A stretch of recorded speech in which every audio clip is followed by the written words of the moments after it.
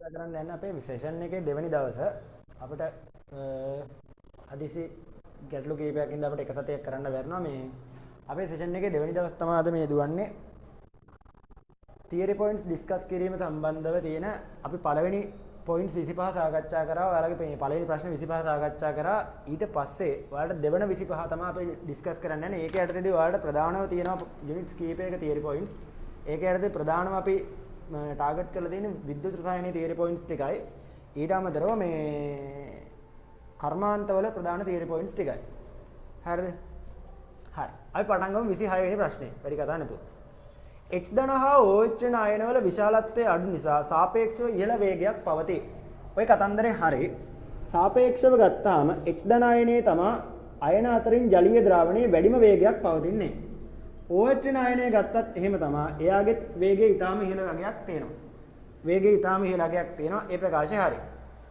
සන්නායකතාවයේ මිනුම් කිරීම සඳහා සීමන් ඒකකය භාවිතා කෙරේ සන්නායකතාවයේ මිනුම් කරන්න සීමන් පාවිච්චි කරනවලු සන්නායකතාවය කියලා කියන්නේ අගන්න සන්නායකතාවය කියලා කියන්නේ ප්‍රතිරෝධකතාවයේ පරස්පරය සන්නායකතාවය කියලා කියන්නේ ප්‍රතිරෝධකතාවයේ පරස්පරය ප්‍රතිරෝධකතාවයේ ඒකකය වෙන්නේ ඕම් මීටර් කියන ඒකකය එතකොට මේක සුළු වෙද්දී උඩට යනවා ඕම් ඍණ එක වෙනවා මීටර් ඍණ එක වෙනවා මේකේ ඕම් ඍණ එක වෙනකොට තමයි සීමන් කියන සංකේතය දාන්නේ එතකොට ඒකකය වෙන්නේ මීටරයට සීමන් නැතුව සීමන් නෙමෙයි හරිද එතකොට බලන්න සන්නායකතාවයේ ඒකකය වෙන්නේ මීටරයට සීමන්. ඔය මේ සීමන් කියලා කියන්නේ සන්නයනතාවයේ ඒකකය. සීමන් කියලා කියන්නේ සන්නයනතාවය. මෙයා මේ සන්නායකතාවයේ ඒකකය. හරි. එතකොට පළවෙනි පැත්ත ප්‍රකාශය හරි. දෙවෙනි පැත්ත ගත්තොත් ප්‍රකාශය දෙවෙනි පැත්ත ප්‍රකාශය වැරදි. දෙවෙනි පැත්ත ප්‍රකාශය වැරදි. හරි. ලියමු එහෙම. සන්නායකතාවයේ ඒකකය මීටරයට සීමන් SM ඍණ එක වන අතර සන්නයනතාවයේ ඒකකය සීමන් වේ සන්නයනතාවයේ ඒකකය සීමන් වේ එතකොට පළවෙනි පැත්ත හරි දෙවෙනි පැත්ත වැරදි යමු 27 වෙනි එකට 27 පොටෑසියම් ක්ලෝරයිඩ් ලවණය ඒගාර් මාධ්‍යයකට එක් කර ලවණ සේතු සඳහා භාවිත කරයි. ඒක හරි. ලවණ සේතුව සඳහා භාවිත කරන්න පුළුවන් පොටෑසියම් ක්ලෝරයිඩ් ලවණය. ඒකට හේතුව තමයි පොටෑසියම් ක්ලෝරයිඩ් වලදී පොටෑසියම් ධන සහ Cl ඍණ කියන අයන දෙකේ වේගයන් ආසන්නව සමානයි. මේ අයන දෙකේ වේගයන් ආසන්නව සමානයි. මේක මතක තියාගන්න පොයින්ට් එකක් විදියට පොටෑසියම් ධනවල හා Cl ඍණවල අයන දෙකේ වේග ආසන්නව සමානයි. වේග ආසන්නව සමාන හින්දා සාමාන්‍යයෙන් ලවණ හේතුවක් සඳහා වඩාත් සුදුසුම ලවණය වෙන්නේ මෙයා තමයි. ඒක හරි. බලන්න. K ධන හා Cl ඍණ අයන අතර වේග සමාන නිසා ඒවායේ ද්‍රව සංධි විභවයක පවත්වා ගනිමින් අර්ධ කෝෂ අතර ආරෝපණ හුවමාරු කරයි කියන කතාව හරි. වේගය සමානයි කියන කතාව තියෙනවා. එතකොට ප්‍රකාශ දෙකම හරි පැහැදිලි කිරීමක් ගැලපෙනවා උත්තරේ අංක 1. ඔකේදී පොයින්ට්ස් දෙක විදියට දාගන්න ඕනේ මේකයි පොයින්ට්ස් දෙක. ලවණ සේතුවක් සඳහා වඩාත්ම සුදුසු ලවණය පොටෑසියම් ක්ලෝරයිඩ් වේ. ඒකට හේතුව තමයි පොටෑසියම් ධන හා Cl ඍණ කියන අයන දෙකේ වේග සමාන වේ. ඒක තමයි පොයින්ට්ස් දෙක. ඔකේ ප්‍රකාශ දෙකම සත්‍යයි උත්තරේ අංක 1 වෙන්නේ. උත්තරේ අංක 1 වෙන්නේ. ඊළඟට 28 වෙන එක 28 වෙන එක. ඊයම් අම්ල ඇකියුමුලේටරයේදී ඇනෝඩය ලෙස ලෙඩ් ලෝහය ඕකේ ප්‍රින්ටින් මිස්ටේක් එකක් ඇති ඒක හදාගන්න ප්‍රශ්නේ ලෙඩ් ලෝහයද කැතෝඩය ලෙස ලෙඩ් ඩයොක්සයිඩ් ද භාවිතා කරේ කියලා කියනවා. මෙයා තමයිලු ඇනෝඩය මෙයා තමයිලු කැතෝඩය. ඕක හරි ප්‍රකාශය. මේක ප්‍රකාශය හරි. මේක ඔයාලට A level වලට ළඟදි කාලයක අහලම නැති කොටසක් මේ එන්න chance එකකුත් තියෙනවා ඔය ඊයම් අම්ල ඇකියුමුලේටර් කියන එක. ඔයාලගේ කෝෂ සම්බන්ධව ගත්තාම ගැල්වානි කෝෂ ප්‍රධාන වර්ග දෙකක් ඔයාලට හම්බ වෙනවා. ගැල්වානි කෝෂ ප්‍රධාන වර්ග දෙකක් හම්බ වෙනවා. ප්‍රධාන වර්ග දෙක තමයි පළවෙනි එක ප්‍රාථමික කෝෂ දෙවන වර්ගය තමයි ද්විතීයික කෝෂ. ප්‍රාථමික කෝෂ, ද්විතීයික කෝෂ. මේකෙදි ප්‍රාථමික කෝෂ ගැන කතා කරද්දී ප්‍රාථමික කෝෂ කියලා ඔයාලට උදාහරණ වශයෙන් තියෙනවා ඩැනියල් කෝෂය තියෙනවා. ඩැනියල් කෝෂය. දෙවන ප්‍රාථමික කෝෂයට උදාහරණය තමයි ලෙක්ලාන්ච් කෝෂය නැත්නම් අපි කියනවා ටෝච් බැටරිය කියලා කියන්නේ. ලෙක්ලාන්ච් කෝෂය නැත්නම් වියලි කෝෂය කියලා කියනවා. ද්විතීයික කෝෂයකට උදාහරණයක් තියෙන්නේ ඊයම් අම්ල ඇකියුමුලේටර්. එහෙම නැත්නම් අපි කියනවා ලෙඩ් අම්ල කෝෂය. ඊයම් අම්ල ඇකියුමුලේටර් මම කරද්දිම මේක ලියා ගන්න. ඊයම් අම්ල ඇකියුමුලේටරය නැත්නම් අපි කියනවා ලෙඩ් අම්ල කෝෂය. කාර් බැටරිය කියලා කියන්නේ. මේකෙදි ප්‍රාථමික කෝෂයක් කියලා කියන්නේ charge එක බැස්සගෙන් පස්සේ නැත්නම් විසර්ජනය වුණයින් පස්සේ නැවත ආරෝපණය කරලා භාවිතා කරන්න බෑ. charge කරලා පාවිච්චි කරන්න බෑ. rechargeable නෑ සරලව කිව්වොත්. දැන් ටෝච් බැටරිය වගේ එකක් බැටරිය බැස්සට පස්සේ ආයෙ charge කරලා පාවිච්චි කරන්න බෑනේ. හැබැයි වාහනවල බැටරිය වගේ එකක් අපිට rechargeable විදිහට පාවිච්චි කරන්න පුළුවන්. charge කර නැවත නැවත පාවිච්චි කරන්න පුළුවන්. ඒ වගේ විසර්ජනයෙන් පසු නැවත ආරෝපණය කරන්න පුළුවන් ඒවට තමයි ද්විතීයික කෝෂ කියලා කියන්නේ. විසර්ජනයෙන් පසු නැවත ආරෝපණය කරලා භාවිතා කරන්න බැරි ඒවට තමයි ප්‍රාථමික කෝෂ කියලා කියන්නේ. බලන්න. පළවෙනි පැත්ත හරි. ඊයම් අම්ල ඇකියුමුලේටරයේදී බාහිර ධාරාවක් ලබා දෙන විට කෝෂය තුළ සිදුවන ප්‍රතික්‍රියාව මේකයි කියලා කියනවා. ওই ප්‍රකාශයත් හරි. ඔකේදී පොයින්ට්ස් දෙක එකතු කරගන්න ඒක හරි. ඊයම් අම්ල ඇකියුමුලේටර් එකේ මේකේ ප්‍රධාන පොයින්ට්ස් ටික ඔලුවට දාගන්න මෙන්න මේ පොයින්ට්ස් ටික ඔලුවට එන්න ඕනේ. ප්‍රාථමික කෝෂයක් කියලා කියන්නේ රීචාර්ජබල් නෑ. ද්විතීයික කෝෂයක් කියන්නේ රීචාර්ජබල්. නැවත නැවත charge කරන්න පුළුවන්. ප්‍රාථමික කෝෂ වර්ග දෙකයි ඩැනියල් කෝෂයයි ලෙක්ලාන්ච් කෝෂයයි. ද්විතීයික කෝෂය ඊයම් අම්ල ඇකියුමුලේටර්. ඊයම් අම්ල ඇකියුමුලේටරේ ප්‍රතික්‍රියාව තමයි ඔය දීලා තියෙන්නේ. ඒකෙදි ඇනෝඩය ලෙඩ්, කැතෝඩය ලෙඩ් ඩයොක්සයිඩ්. මේක මතක තියාගන්න ඕනේ. මේවා ඔයාලට හම්බ වෙනවා පේපර්ස් වලදී. හරිද? ඊට පස්සේ ප්‍රකාශ දෙකම සත්‍යයි. පැහැදිලි කිරීම නම් ගැලපෙන්නේ නැහැ. උත්තරය අංක 2 කියලා ගන්න. යමු 29 වෙනි එකට. ඔයාලා ලියා ගන්න දේවල් වීඩියෝ එක පොඩ්ඩක් පෝස් කරලා ලියා ගන්න. රෙකෝඩින් එකක් විදිහට නෑන්නේ. හින්දා ගැටලුවක් නැහැ. හරි. ජලය විද්‍යුත් විච්ඡේදනය කිරීමට පෙර තනුක සල්ෆියුරික් අම්ලය ස්වල්පයක් එකතු කරයි. ඒක හරි. ඔයාලා චූටි කාලේ ඉගෙනගෙන තියෙනවා. අල්පාම්ලිත ජලය විද්‍යුත් විච්ඡේදනය කියලා එකක්. ඒකට හේතුව තමයි ජලය ගත්තොත් ජලයේ තියෙන නිදහස් අයන සාන්ද්‍රණය ඉතා අඩුයි. ජලයේ තියෙන්නේ ආශ්‍රිත ජලයේ තියෙන H ධන යෝජනය. මේ දෙන්නගේ සාන්ද්‍රණය ඉතාම අඩුයි. එක වැඩි කිරීම 10^7ක වගේ ඉතාම පොඩි අගයක් තියෙනවා. මේ වගේ ඉතාම පොඩි අගයක් තියෙන වෙලාවට ආශ්‍රිත ජලයේ සන්නායකතාවයත් ගොඩාක් අඩුයි. මේ සන්නායකතාවය අඩුවීම හින්දා සන්නායකතාවය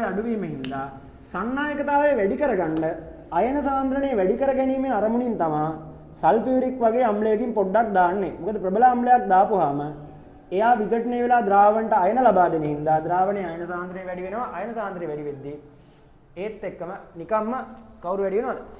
සන්නායකතාවය වැඩි වෙනවා. ඊට පස්සේ පළවෙනි පැත්ත හරි. ජලය විද්‍යුත් විච්ඡේදනය කරන කෝෂයේ ක්‍රියාවලියට සල්ෆියුරික් අම්ලයේ සාන්ද්‍රණය බලපායි. ඒක වැරදි. ඒකට අදාළ වෙන්නේ නැහැ. හේතුව තමයි මේක. අහගන්න. ජලය විද්‍යුත් විච්ඡේදනය කරද්දී සිද්ධ වෙන ප්‍රතික්‍රියා දෙක බලමු. මේක තමයි ඇනෝඩ ප්‍රතික්‍රියාව. ඇනෝඩයේ අසලදී සිද්ධ වෙන්නේ ජලය ඔක්සිකරණය වෙනවා O2 වායුව බවට. ඉලෙක්ට්‍රෝන 4යි ආරෝපණ බැලන්ස් කරන්න H ධන 4ක් දාන්න ඕනේ. මේක තමයි රියැක්ෂන් එක. වායුව ලික්විඩ්. කැතෝඩ රියැක්ෂන් එක කැතෝඩයේ අසල සිද්ධ වෙන්නේ ජලයේ ඔක්සිහරණය වීමක්. ජලයේ ඔක්සිහරණය වෙන්නේ H2 වායුව බවට. H2 වායුව බවට පරිවර්තනය වෙද්දී මේකෙදී H2 වායුව බවට පරිවර්තනය වෙන්නේ මේකෙදී බලන්න. මෙයා ලික්විඩ්, මෙයා ගෑස්, මෙයා ඒක්වස්. හරිද? මේකේදී ඔය රියැක්ෂන් දෙක එකතු කරද්දී ඔයාලට පේනවා රියැක්ෂන් දෙක එකතු කරද්දී සමස්ත ප්‍රතික්‍රියාව ඔයාලට හම්බ වෙනවා. සමස්ත ප්‍රතික්‍රියාවේදී වෙන්නේ මේක දෙකෙන් වැඩි කරන්න ඕනේ. මෙයා දෙකෙන් වැඩි කරන්න ඕනේ. දෙකෙන් වැඩි කරලා ඉලෙක්ට්‍රෝන ගාන කැපිලා යන පළවෙනි එකට එකතු කරන්න ඕනේ. එකතු කරද්දී මෙයා තමයි හම්බ වෙන ප්‍රතික්‍රියාව බලන්න. මෙතන ජලය 4යි මෙතන 2යි 6ක් වෙනවා.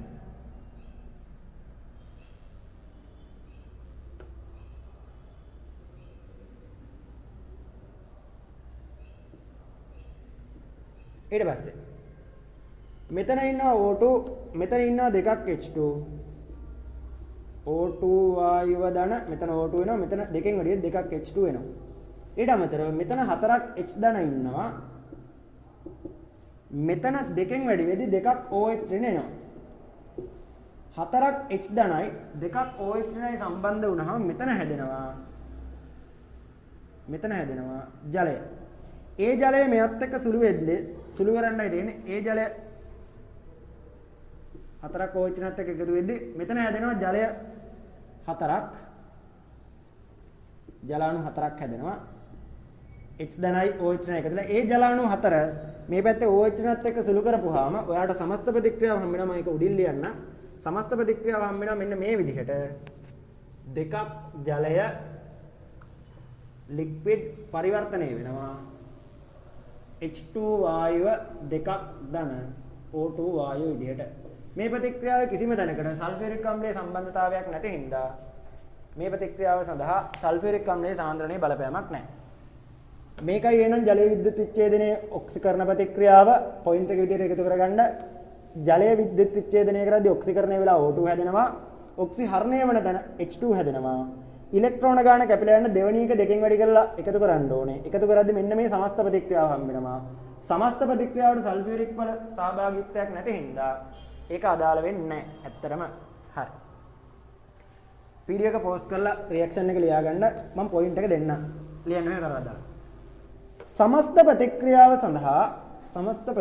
සඳහා H2SO4 සහභාගී නොවන බැවින් සමස්ත ප්‍රතික්‍රියාව සඳහා H2SO4 සහභාගී නොවන බැවින් H2SO4 සහභාගී නොවන බැවින්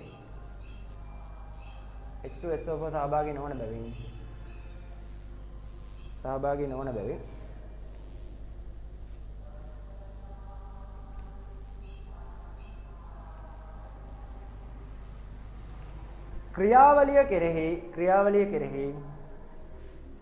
H2SO4 වල සාන්ද්‍රණය බල නොපායි.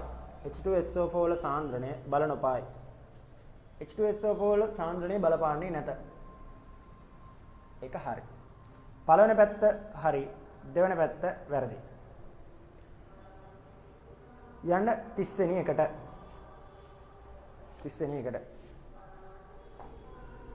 බලන්න.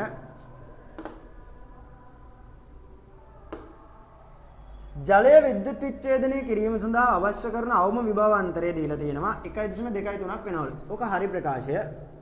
කොහොම මකන්න. බලන්න. ඔතනදී විද්‍යුත් ගාමක බලයන් දෙක දීලා තියෙනවා. එකක් 1.23යි. 1.23යි වෝල්ට්. 1.23යි වෝල්ට්.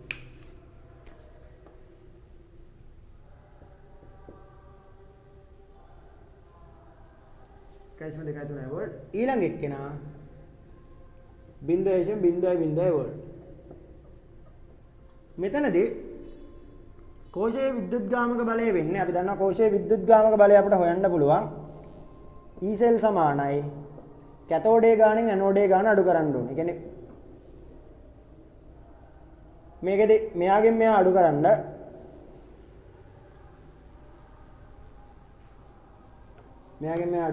1.23යි වෝල්ට් ගේ 0.0 වෝල්ට් අඩු කරපුවාම ඔයාලට උත්තරේ එන්නේ 1.23 වෝල්ට්. කියන්නේ කෝෂය ඇතුලේ විද්‍යුත් ගාමක බලය මේක ඍණාගයක් එන්න ඕන විද්‍යුත් විච්ඡේදිත කෝෂයක් හින්දා මේකෙන් මේක අඩු කරන්න ඕන හරියට ගන්න ඕන. ඒක අවුලක් නැහැ. 1.23 වෝල්ට් නෙන්නේ. එතකොට කෝෂය ඇතුලේ විද්‍යුත් ගාමක බලය එනවා 1.23 වෝල්ට්. එතකොට එළියෙන් දෙන්න ඕනේ 1.23ට වඩා පොඩ්ඩක් හරි වැඩි වගේ. ඒ කියන්නේ අවම තරමේ 1.23ක්වත් දෙන්න ඕනේ. හින්දා ජලය විද්‍යුත් විච්ඡේදනය කරන්න වෝල්ට් 1.23ක් ඕනේ කියන කතාව හරි. ඒක හරි. විද්‍යුත් විච්ඡේද කෝෂයක විද්‍යුත් ගාමක බලය ඍණ වන අතර කෝෂ ප්‍රතික්‍රියාවේ ඩෙල්ටා G ධනාගයක් වේ. ආගන්න. මෙහෙමයි කතන්දරේ. ගැල්වානික කෝෂයක් කියලා කියන්නේ සරලව ගත්තොත්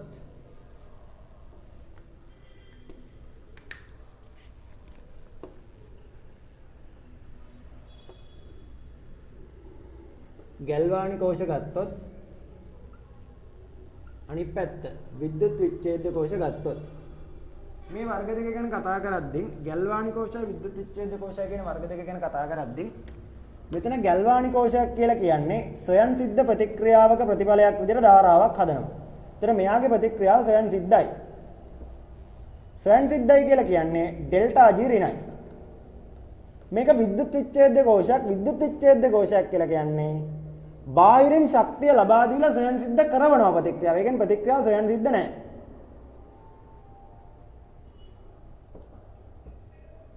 ඒ කියන්නේ මෙයාගේ ගත්තොත් ඩෙල්ටා G ධනයි. හරි නේද? එතකොට මෙයා ඩෙල්ටා G ඍණයි, මෙයා ඩෙල්ටා G ධනයි. ඒ කතන්දරේ හරි. විද්‍යුත් ගාමක බලයන් අතින් කතා කරොත් මෙයාගේ ඩෙල්ටා G යගේ ඍණයි. ඒ වුණාට මෙයාගේ විද්‍යුත් ගාමක බලය ධනයි. ධනාගය ගැල්වානික කෝෂයක. විද්‍යුත් විච්ඡේද කෝෂයක විද්‍යුත් ගාමක බලය ඍණයි. ඔන්න ඔය ටික මතක තියාගන්න ඕනේ විශේෂයෙන්. ගැල්වානික කෝෂයක් සම්බන්ධව කෝෂ ප්‍රතික්‍රියාව ස්වයන් සිද්ධයි ඩෙල්ටා G ඍණයි. විද්‍යුත් ගාමක බලය ධනයි. විද්‍යුත් විච්ඡේද කෝෂයක ප්‍රතික්‍රියාව ස්වයන් සිද්ධ නැහැ ඩෙල්ටා G ධනයි. ඩෙල්ටා G ධනයි කියලා කියන්නේ විද්‍යුත් ගාමක බලය ඍණයි. ඒක තමයි ඔතන එකතු කරගන්න අවශ්‍ය වෙන පොයින්ට් එක. හරිද? ඊට පස්සේ බලන්න එතකොට පළවෙනි පැත්ත හරි දෙවෙනි පැත්ත විද්‍යුත් විච්ඡේද කෝෂයක විද්‍යුත් ගාමක බලය ඍණ වන අතර කෝෂ ප්‍රතික්‍රියාවේ ඩෙල්ටා G ධන වේ කියලා කියනවා. විද්‍යුත් විච්ඡේද කෝෂයේ කෝෂ ප්‍රතික්‍රියාවක ඩෙල්ටා G විද්‍යුත් ගාමක බලය ඍණයි ඩෙල්ටා G ධනයි කියන කතාව හරි. ප්‍රකාශය සත්‍යයි. ඒක පොයින්ට් එකක් විදිහට මේක එකතු කරගන්න මේක හරි. වීඩියෝ එක පෝස්ට් කරලා මෙන්න මේ වගෝ ගහගන්න පොයින්ට්ස් විදිහට. මේක වැදගත්.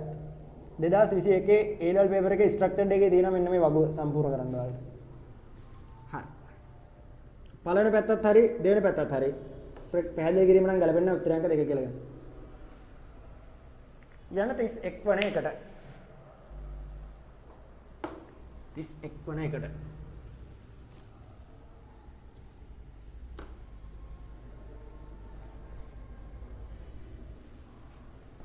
අපිම 31 වෙනි එකට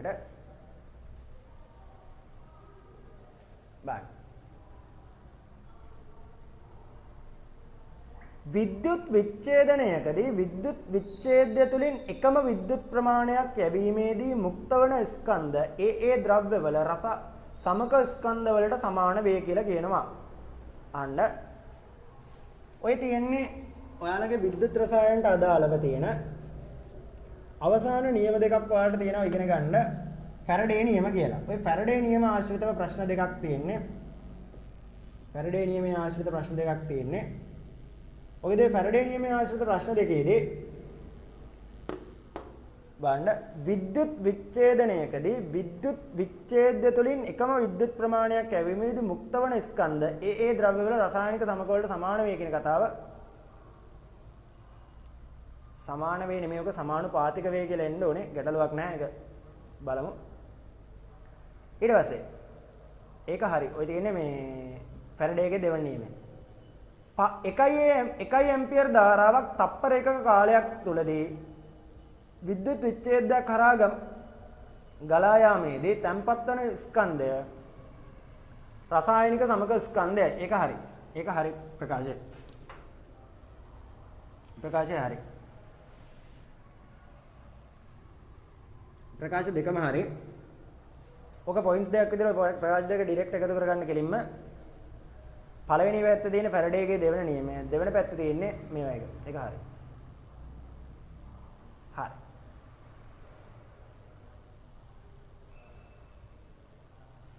යන 32 වෙනි එකට සබන් නිෂ්පාදනයට අදාළ උණුසුම් ක්‍රියාවලියේදී මූලික පියවර 4කින් සබන් නිෂ්පාදනය කෙරේ. ඒක හරිනේ. සබන් නිෂ්පාදනයට අදාළ මූලික පියවර 4ක් තියෙනවා. ඒ ඔයාලට තියෙනවා සබන් නිෂ්පාදනයට අදාළ ප්‍රධාන ආකාර දෙකක්. එකක් තියෙන උණුසුම් ක්‍රියාවලිය කියලා. උණුසුම් ක්‍රියාවලිය අනිත් එක තමයි සිසිල් ක්‍රියාවලිය නැත්නම් ශීත ක්‍රියාවලිය. ඔය ආකාර දෙකෙන්ම සබන් නිෂ්පාදනය කරනවා. ඕකේදී ඔයාලට A level syllabus එකේ කතා කරන්න උණුසුම් ක්‍රියාවලිය සම්බන්ධව. ඒක ප්‍රධාන පියවර 4කින් සිද්ධ වෙනවා කියන කතාව හරි. ඒක හරි.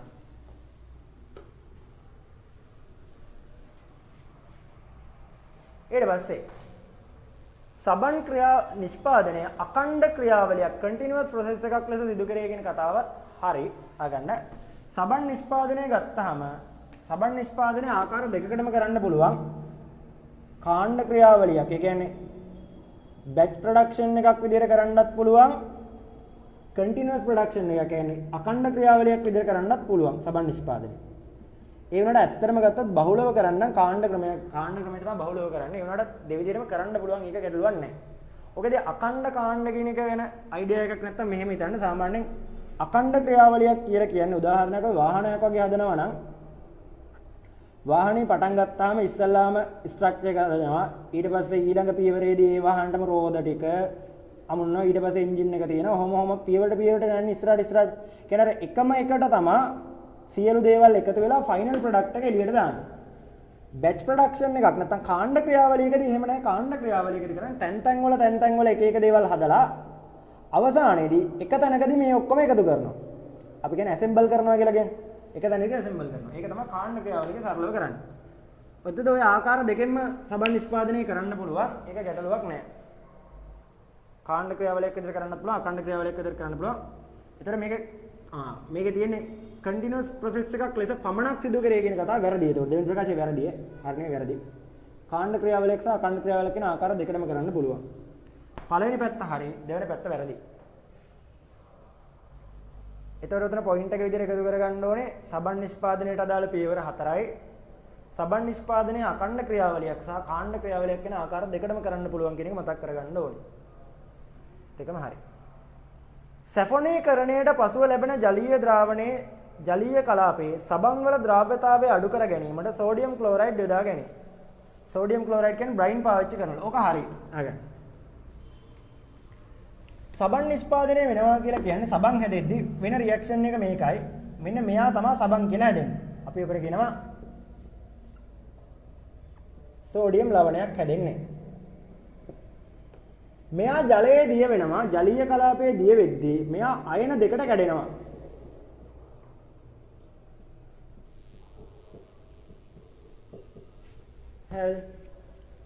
මේ ඉදිරි ප්‍රතික්‍රියාව තමයි සබන් දියවීම කියලා කියන්නේ.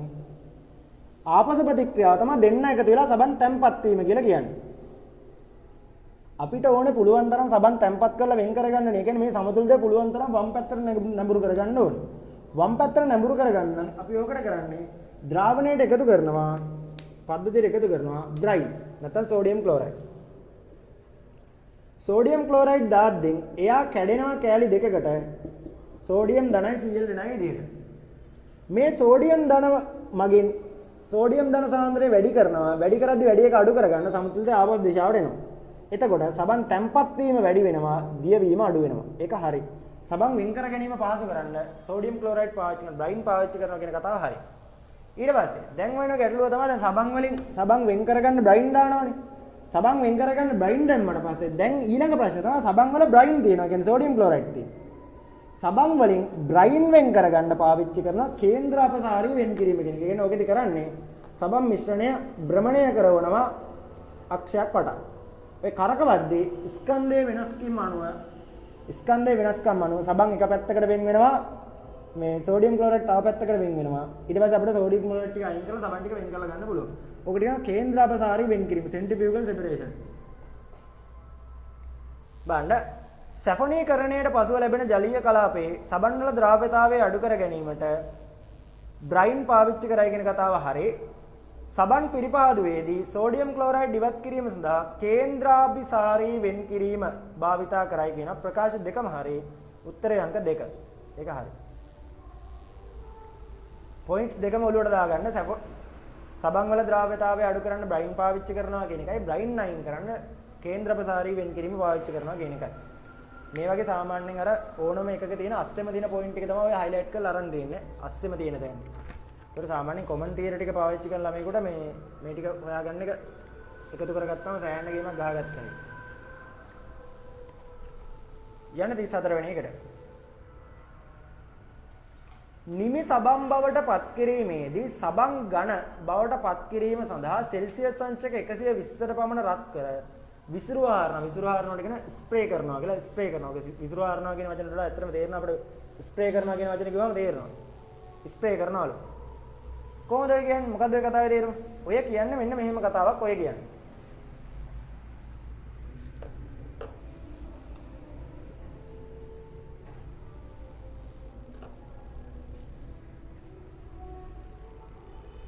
මේ බා. මේකෙදි කරන්නේ මෙහෙම වැඩක්. සබන් ද්‍රාවණය ඝන වෙන්න කලින් මොකද ද්‍රාවණය ඝන වෙන්න කලින් මෙයාව සාමාන්‍ය සෙල්සියස් 120 විතර රත් කරලා ද්‍රව විදියට අර ස්ප්‍රේ කරනවා. ස්ප්‍රේ කරද්දී බිඳු විදියට විසිරලා යද්දී වාෂ්පීභවන ක්‍රියාවලියෙන්ද ෂණිකව සීතල වෙනවා. ෂණිකව සීතල වුණාම මොකද්ද වෙන්නේ? මෙයා ෂණිකව ඝන වීම සිද්ධ වෙනවා. ඒක හරි එතකොට. TFM මගයට අදාළව දීලා තියෙනවා සබන් කැටයේ මුළු මේද අම්ල ස්කන්ධය බෙදලා තියෙනවා සබන් කැටයේ මුළු ස්කන්ධෙන්. ඕක ඇත්තටම TFM මගේ හරියටම හදාලා ගද්දි මෙහෙම එන්න ඕනේ. TFM වැලියු එක කියලා කියන්නේ මේද අම්ල ස්කන්ධය බෙදන්න ඕනේ සබන් කැටයේ මුළු ස්කන්ධයෙන් වැඩි කරන්න ඕන ප්‍රතිශත 100. මේ දෙකම කරලා තමයි වැඩේ කරගන්න ඕනේ. මේ ඔක්කොම එක කරන්න. ලෙස අර්ථ දක්වන අතර සනීපාරක්ෂක සබන් වල TFM මගේ 75ක පමණ අගයක පවතී කියලා කියනවා. ඒක හරි. සනීපාරක්ෂක සබන් කියලා කියන්නේ ඇඟේ ගන්න සබන් වල සාමාන්‍යයෙන් TFM වැලියු එක 75 විතර තියෙන්න ඕනේ. නිකම් මතක තියාගන්න මෙතන පොයින්ට් එකක් විතර එකතු කරගත්තට කමක් නැහැ. රෙදි හොදන සබන් වල සාමාන්‍ය TFM වැලියු එක 155 විතර තියෙන්න ඕනේ. ඇඟේ ගන්නවා නම් සාමාන්‍යයෙන් 75 තමයි preferred level එක. ඒ කියන්නේ සාමාන්‍යයෙන් බලාපොරොත්තු වෙන මට්ටම. මේකෙදි සාමාන්‍යයෙන් 75 විතර තියෙන්න ඕනේ මේ ඇඟේ ගන්නවා නම්. රෙදි හොදන්න එච්චර ගොඩක් ඕනේ නැහැ. හරි. එතකොට බලන්න ප්‍රකාශ දෙකම හරි දෙපැත්තේ ප්‍රකාශ දෙකම හරි. පැහැදිලි කිරීම ගැලපෙන්නේ නැහැ. උත්තරේ අංක 2. මෙතනදී පොයින්ට් දෙක තමයි මම අර කිව්ව කතන්දරේ. සබන් බවට පත් කරද්දී වාෂ්පීභවන ක්‍රියාවලිය වේගවත් කරවලා වාෂ්පීභවනය කිරීම වේගවත් කරවලා ඉක්මනින් ඝන කරගන්න. ඉක්මනට සීතල කරලා ඉක්මනට ඝන කරගන්න තමයි ඔය මේ විසිරුවා හැරීම පාවිච්චි කරන්නේ. TFM මගේ ගණනය කරන ක්‍රමය තමයි දෙවෙනි පැත්තේ දීලා තියෙන්නේ. ඔය TFM මගේ ගණනය කිරීම තමයි දෙවෙනි පැත්තේ දීලා තියෙන්නේ. හරි. ඊට පස්සේ ඇරොමැටික ඩයසෝනියම් ලවණ Ki සමග රත් කළ විට අයඩ බෙන්සීන් සෑදේ. ඒක හරි. ඇරොමැටික ඩයසෝනියම් ලවණයක් පොටෑසියම් අයඩයිඩ් එක ප්‍රතික්‍රියා කරපුවාම අයඩ බෙන්සීන් හැදෙනවා කියන කතාව හරි. ඔයාලට ඕගනික් කෙමිස්ට්‍රි වල අයඩ බෙන්සීන් හදාගන්න තියෙන එකම ක්‍රමය ඩයසෝනියම් ලවණයක් කියන්නේ මේ වගේ එක්කෙනෙක් N2Cl මේ වගේ එක්කෙනෙකුට Ki දාලා රත් කරවතින් මෙතනදී වෙන්නේ මේ කෑල්ල අයින් වෙලා අයඩීන් එකක් සම්බන්ධ වෙනවා. අයඩ බෙන්සීන් හැදෙනවා කියන කතාව හරි. අයඩ බෙන්සීන් හැදෙනවා කියන කතාව හරි.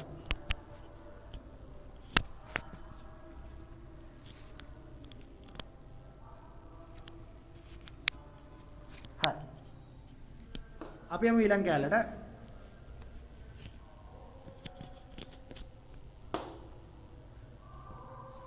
ඇලිෆැටික ඩයසෝනියම් ලවණ පහළ උෂ්ණත්වවලදී ස්ථායි වේ. ඒක වැරදි. ඇලිෆැටික ඩයසෝනියම් ලවණ කියලා කියන්නේ මේ වගේ බෙන්සීන් නැති ඒවා. උදාහරණයක් මේ වගේ කට්ටිය. ඔයාලට ඕගනික් මතක ළමයින්ට ඕගනික් වලදී ඔයාලා මේ වගේ ඩයසෝනියම් ලවණ කතා කරලා නැහැ නේ කිසිම තැනක. ඒ වගේ ඒවා කතා කරලා නැති වෙන්න හේතු වෙන්නේ එහෙම ඒවා නැති හින්දා ඇත්තටම. මේ වගේ ඇලිෆැටික ඩයසෝනියම් ලවණ පවතින්නේ නැහැ. හේතුව තමයි ඇලිපැටික ඩයසෝනියම් ලවණ වලට මෙන්න මේ කාණ්ඩය පාවිච්චි කරලා සම්ප්‍රයුක්තව හදන්න බෑ. සම්ප්‍රයුක්තව හදන්න බැරි හින්දා මේ වාගේ පොඩිවත් ස්ථායීතාවයක් නැහැ. එහෙනම් පහළ උෂ්ණත්වයකවත් ඇලිපැටික ඩයසෝනියම් ලවණ පවත් ගන්න බෑ. හැබැයි ඇරොමැටික ඩයසෝනියම් ලවණයකදී බෙන්සීන් වලය තියෙන හින්දා මෙයාලට සම්ප්‍රයුක්ත ව්‍යුහ හදලා පහළ උෂ්ණත්වවලදී ස්ථායි වෙන්න පුළුවන්. ඒ හින්දා ඇරොමැටික් ඩයසෝනියම් ලවණ කියලා જાතියක් තිබුණාට ඇලිපැටික් ඩයසෝනියම් ලවණ කියලා જાතියක් ඔයාලට හම්බෙන්නේ නැහැ. ඒක තමයි ඇත්ත. හරි. ලියන්න මෙතන දාලා. ඇරොමැටික් ඩයසෝනියම් ලවණ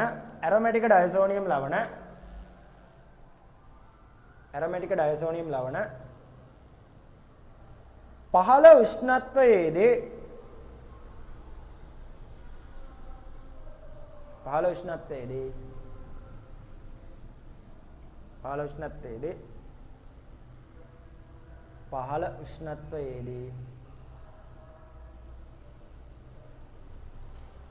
උෂ්ණත්වයේදී संप्रयुक्त व्यूहसाधमिන් ස්ථායි වෙන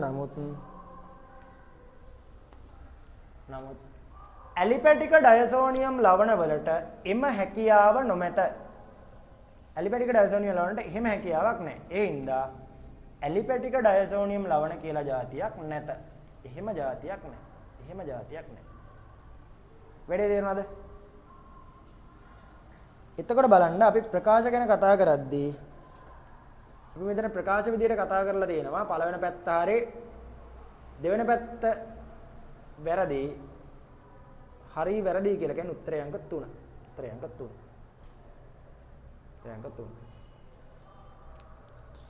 හරි. අපි යමු ඊළඟ එක්කෙනාට.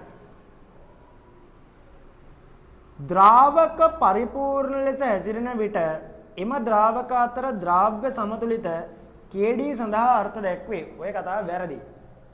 තේරුම් ගන්න. පරිපූර්ණ ද්‍රාවණ සම්බන්ධ වෙන්නේ රවුල් නියමයත් එක්ක. KD සම්බන්ධ වෙන්නේ නන්ස් ප්‍ර්‍යාප්ති නියමයත් එක්ක. හරිද?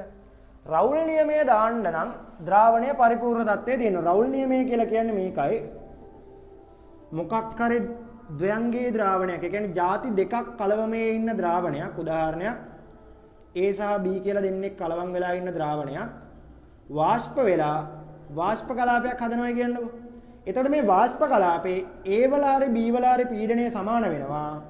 එයාගේ ද්‍රව කලාපේ මෙන්න මේ කලාපේ මෞල භාගයේ වතාවක් ඒ ද්‍රවයේ සංතෘප්ත වාෂ්ප පීඩනයට තේරෙනවද? ඔක තමයි. මේක අදාළ වෙන්නේ පරිපූර්ණ ද්‍රාවණ වලට. ඒ කියන්නේ රවුල් නියමය අදාළ වෙන්නේ පරිපූර්ණ ද්‍රාවණ වලට. KD කියන එකන අදාළ වෙන්නේ නන්ස් ක්‍රියාප්ති නියමයට. නන්ස් ක්‍රියාප්ති නියමයට අදාළ වෙන්නේ මෙහෙමයි වෙන්නේ. ආගන්න. හිතන්න ද්‍රාවක දෙකක් තියෙනවා එකිනෙකට දිය වෙන්නේ නැති. උදාහරණයක් වතුරයි CCl4. මේ දෙකම ඇතුලේ අයඩීන් දිය වෙනවා. අන්න ඒ විදිහට එකම ද්‍රව්‍යයක් ද්‍රාවක දෙකක දිය වෙලා සමතුලිත වෙලා ඉන්න අවස්ථාවකදී මේ ද්‍රාවක දෙකට අදාළව තියෙන ද්‍රාව්‍ය සාන්ද්‍රණය අතර සම්බන්ධයක් විදිහට තමයි ඔය KD අර්ථ දක්වලා තියෙන්නේ. නැතෝ මේ KD කියලා කියන්නේ අර පරිපූර්ණ ද්‍රාවණයට දාන මොකක්වත් එකක් නෙමෙයි. KD අර්ථ දක්වලා තියෙන්නේ මෙයාට අදාළව මෙන්න මේ වගේ ද්‍රාවක දෙකක් අතර දෙන සමතුලිතයකට අදාළව. මේ ද්‍රාවක දෙකක් අතර KD ලියනවා නම් මතක තියාගන්න ඕනේ මෙන්න මේ අවශ්‍යතා තුන තෘප්ත කරන්න ඕනේ. මේක තමයි පොයින්ට්ස් ටික පළවෙනි එක. ද්‍රාවක දෙකක් අතර KD ලියනවා නම් පළවෙනි අවශ්‍යතාවය තමයි ද්‍රාවක දෙක එකිනෙකට සම්පූර්ණයෙන් දිය වෙන්න බෑ. අමිශ්‍ර වෙන ද්‍රාවක දෙකක් වෙන්න ඕනේ. ඒ කියන්නේ CCl4යි වතුරයි වගේ දෙන්නෙක් ගන්න ඒ ඉඳ මේ දෙන්න එකිනෙකට අමිශ්‍ර වෙන්න ඕනේ. අමිශ්‍ර ද්‍රාවක දෙක එකම පද්ධතියක මෙහෙම පැහැදිලි මායිමකින් වෙන් වෙලා තියෙන්න ඕනේ. එකම භාජනයක් ඇතුලේ පැහැදිලි මායිමකින් වෙන් වෙලා තියෙනවා. පළවෙනි එක සම්පූර්ණයෙන් දිය නොවි තියෙන්න ඕනේ. ඊළඟට පැහැදිලි මායිමකින් වෙන් වෙලා තියෙන්න ඕනේ. ඊළඟට අදාළ ද්‍රාවක දෙකේම එකම ස්වරූපයෙන් පවතින්නත් ඕනේ. ඒ කියන්නේ මේ විදිහට CCl4 කලාපයේ මෙයා ඉන්නේ I2 විදියට නම් මෙයා ජලීය කලාපයට යද්දී I ඍණ වෙන්න බෑ. මේකෙත් එයා ඉන්න ඕනේ I2 විදියටම තමයි. අණුක ස්වරූපයේ එකම වෙන්න ඕනේ ද්‍රාවක දෙකේම. ඔන්න ඔය අවශ්‍යතා තුන තෘප්ත කරනවා නම් විතරයි KD ලියන්න පුළුවන් වෙන්නේ. නැතුව මේ ඕකට අදාළත්වයක් නැහැ. කිසිම පරිපූර්ණ ද්‍රාවණ අදාළත්වයක් නැහැ. බලන්න මේකයි කතන්දරය එහෙනම්. වැඩේ හරි. කියවරේ. ලියමු පොයින්ට්ස් ටික. ද්‍රාවක දෙකක් අතර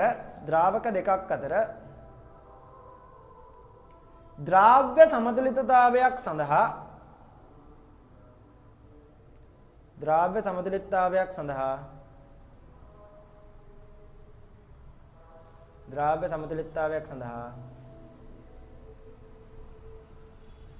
KD ලිවීමේදී KD කියලා කියන්නේ ව්‍යාප්ති සංගුණකය ලිවීමේදී පහත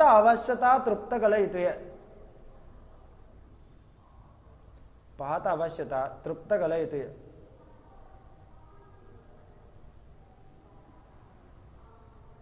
अंक 1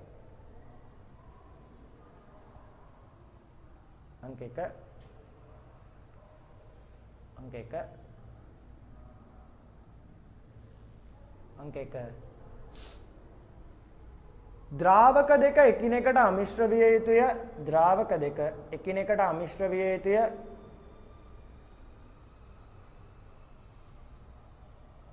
ද්‍රාවක දෙක එකිනෙකට අමිශ්‍ර විය යුතුය. දෙක එකම පද්ධතියක් තුල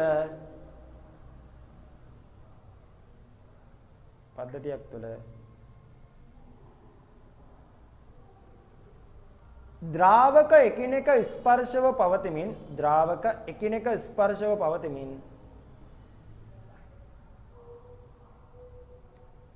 පවතිමින් පැහැදිලි මායිමකින් වෙන්ව තිබිය යුතුය.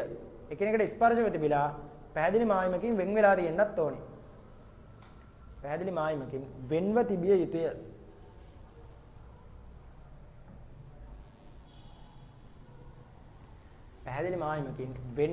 යුතුය. ඊළඟ එක්කෙනා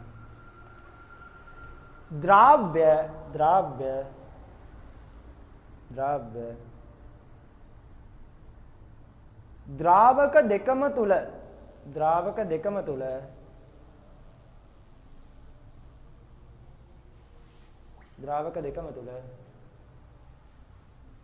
එකම අණුක ආකාරයෙන් පැවතිය යුතුය.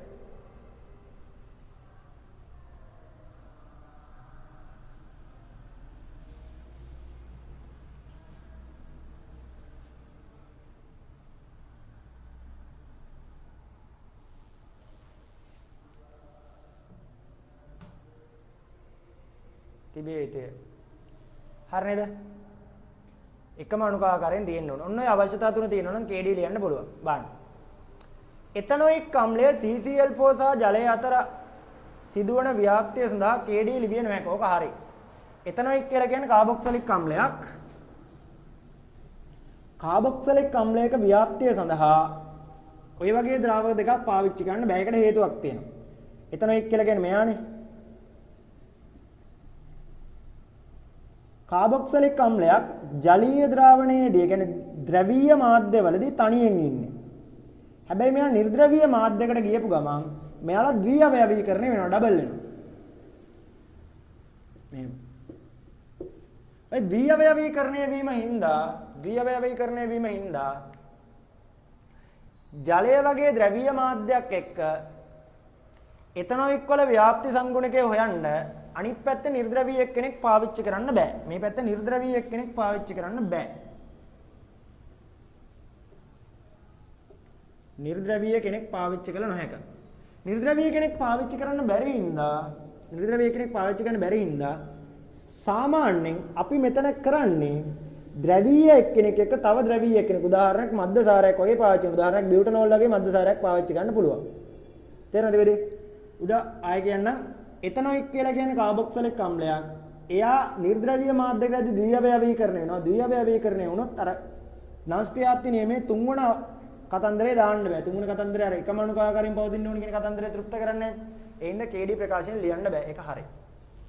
ඒකෙදි මතක තියාගන්න ඕනේ. එහෙනම් කාබොක්සිලික් අම්ලයක ද්‍රවීයතාවයේ මේ ද්‍රාවණයේ KD ලියනවා නම් අනිවාර්යෙන් ද්‍රාවක දෙකම ද්‍රවීය තත්ත්වයේ තියෙන්න ඕනේ. නැත්තම් එකම අණුක ආකාරයේ පවතින්නේ නැහැ. පළවෙනි පැත්ත වැරදි, දෙවෙනි පැත්ත හරි. උත්තරය අංක 4. යන්න 37ට. අවදි උෂ්ණත්වයේ ඉක්මවා ගිය වායුවක් සම්පිණ්ඩනය කිරීමෙන් ද්‍රවයේ ඝනත්වයට ආසන්න සම්පිණ්ඩනය වූ වායුවක් ලැබෙන අතර ද්‍රව වීමක් සිදු නොවේ. ඒක හරි. අහගන්න. අවදි උෂ්ණත්වය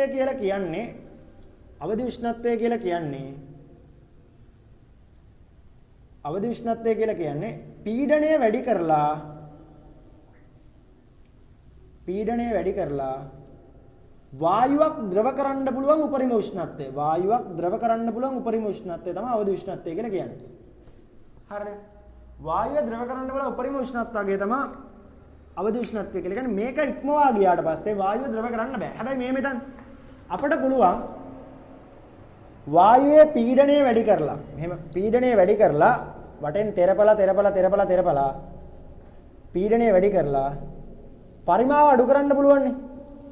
පීඩණය වැඩි කරලා වායුවේ පරිමාව අඩු කරොත් ඝනත්වය වැඩි වෙනවනේ. අපිට ඕනනම් පුළුවන් අවදි උෂ්ණත්වයේ ඉක්මවලා ගිහිල්ලා ඉන්න වාෂ්පේ නැත්නම් වායුවේ පීඩණය වැඩි කරලා පරිමාව අඩු කරලා ඝනත්වය වැඩි කරගන්න. ඒ ඝනත්වය ඕනනම් ද්‍රවයේ ඝනත්වයට ආසන්න කරගන්න පුළුවන්. ද්‍රවයේ ඝනත්වයට ආසන්න වෙනවා කියලා කියන්නේ හැබැයි ඒක ද්‍රව වීමක් වෙන්නේ. අපි ඔකට කියනවා සුපිරි අවදි තරල අවස්ථාව කියලා. සුපිරි අවදි තරල අවස්ථාව. තේරෙනවද? සුපිරි අවදි තරල අවස්ථාවේ ලක්ෂණය තමයි ද්‍රව වෙලා නැහැ. හැබැයි ඝනත්වය ද්‍රවයේ ඝනත්වයට ආසන්නයි. හරි. ලියමු මෙහෙම තරුවක් දාන්න.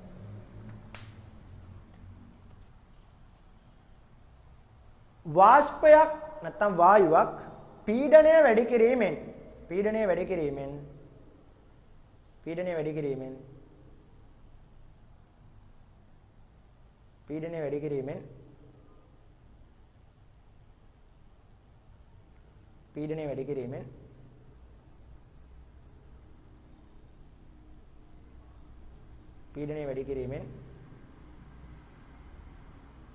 වායුවක් ද්‍රව බවට පත් කළ හැකි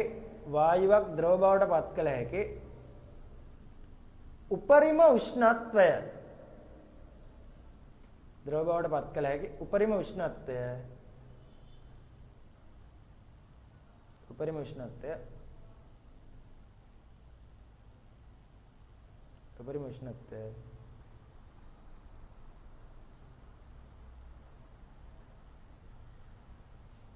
එහි අවදි උෂ්ණත්වය වන අතර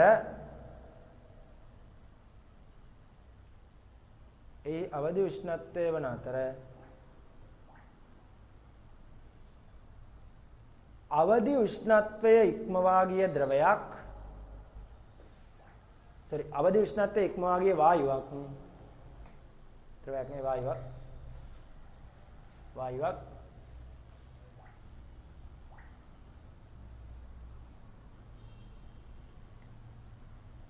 පීඩණය වැඩි කර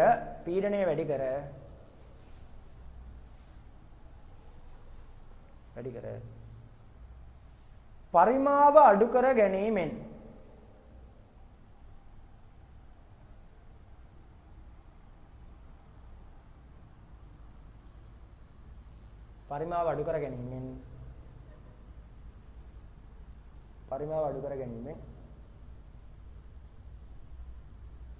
වායුවේ ඝනත්වය ද්‍රවයේ ඝනත්වයට ආසන්න කරගත හැක. හැබැයි ද්‍රව වෙන්නේ නැහැ. ඕකට කියනවා වායුවේ සුපිරි අවදි තරල අවස්ථාව කියලා. super critical fluid state. හරි. අණු අතර අන්තර් අණුක ආකර්ෂණ බල ප්‍රබල වෙන විට අවදි උෂ්ණත්වය අඩු වේ කියන කතාව වැරදි. අණු අතර අන්තර් අණුක ආකර්ෂණ බල ප්‍රබල වෙද්දී ආකර්ෂණ බල ප්‍රබල වෙද්දී අවදි උෂ්ණත්වය අඩු නෙමෙයි වෙන්නේ වැඩි වෙන්නේ. අවදි උෂ්ණත්වය වැඩි වෙනවා එන්නේ. ඒක පොයින්ට් එකක් විදිහට ඔළුවේ තියාගන්න.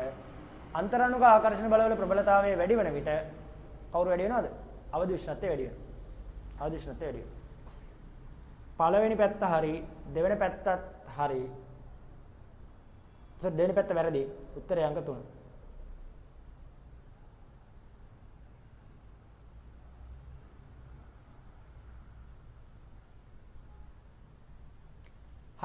38.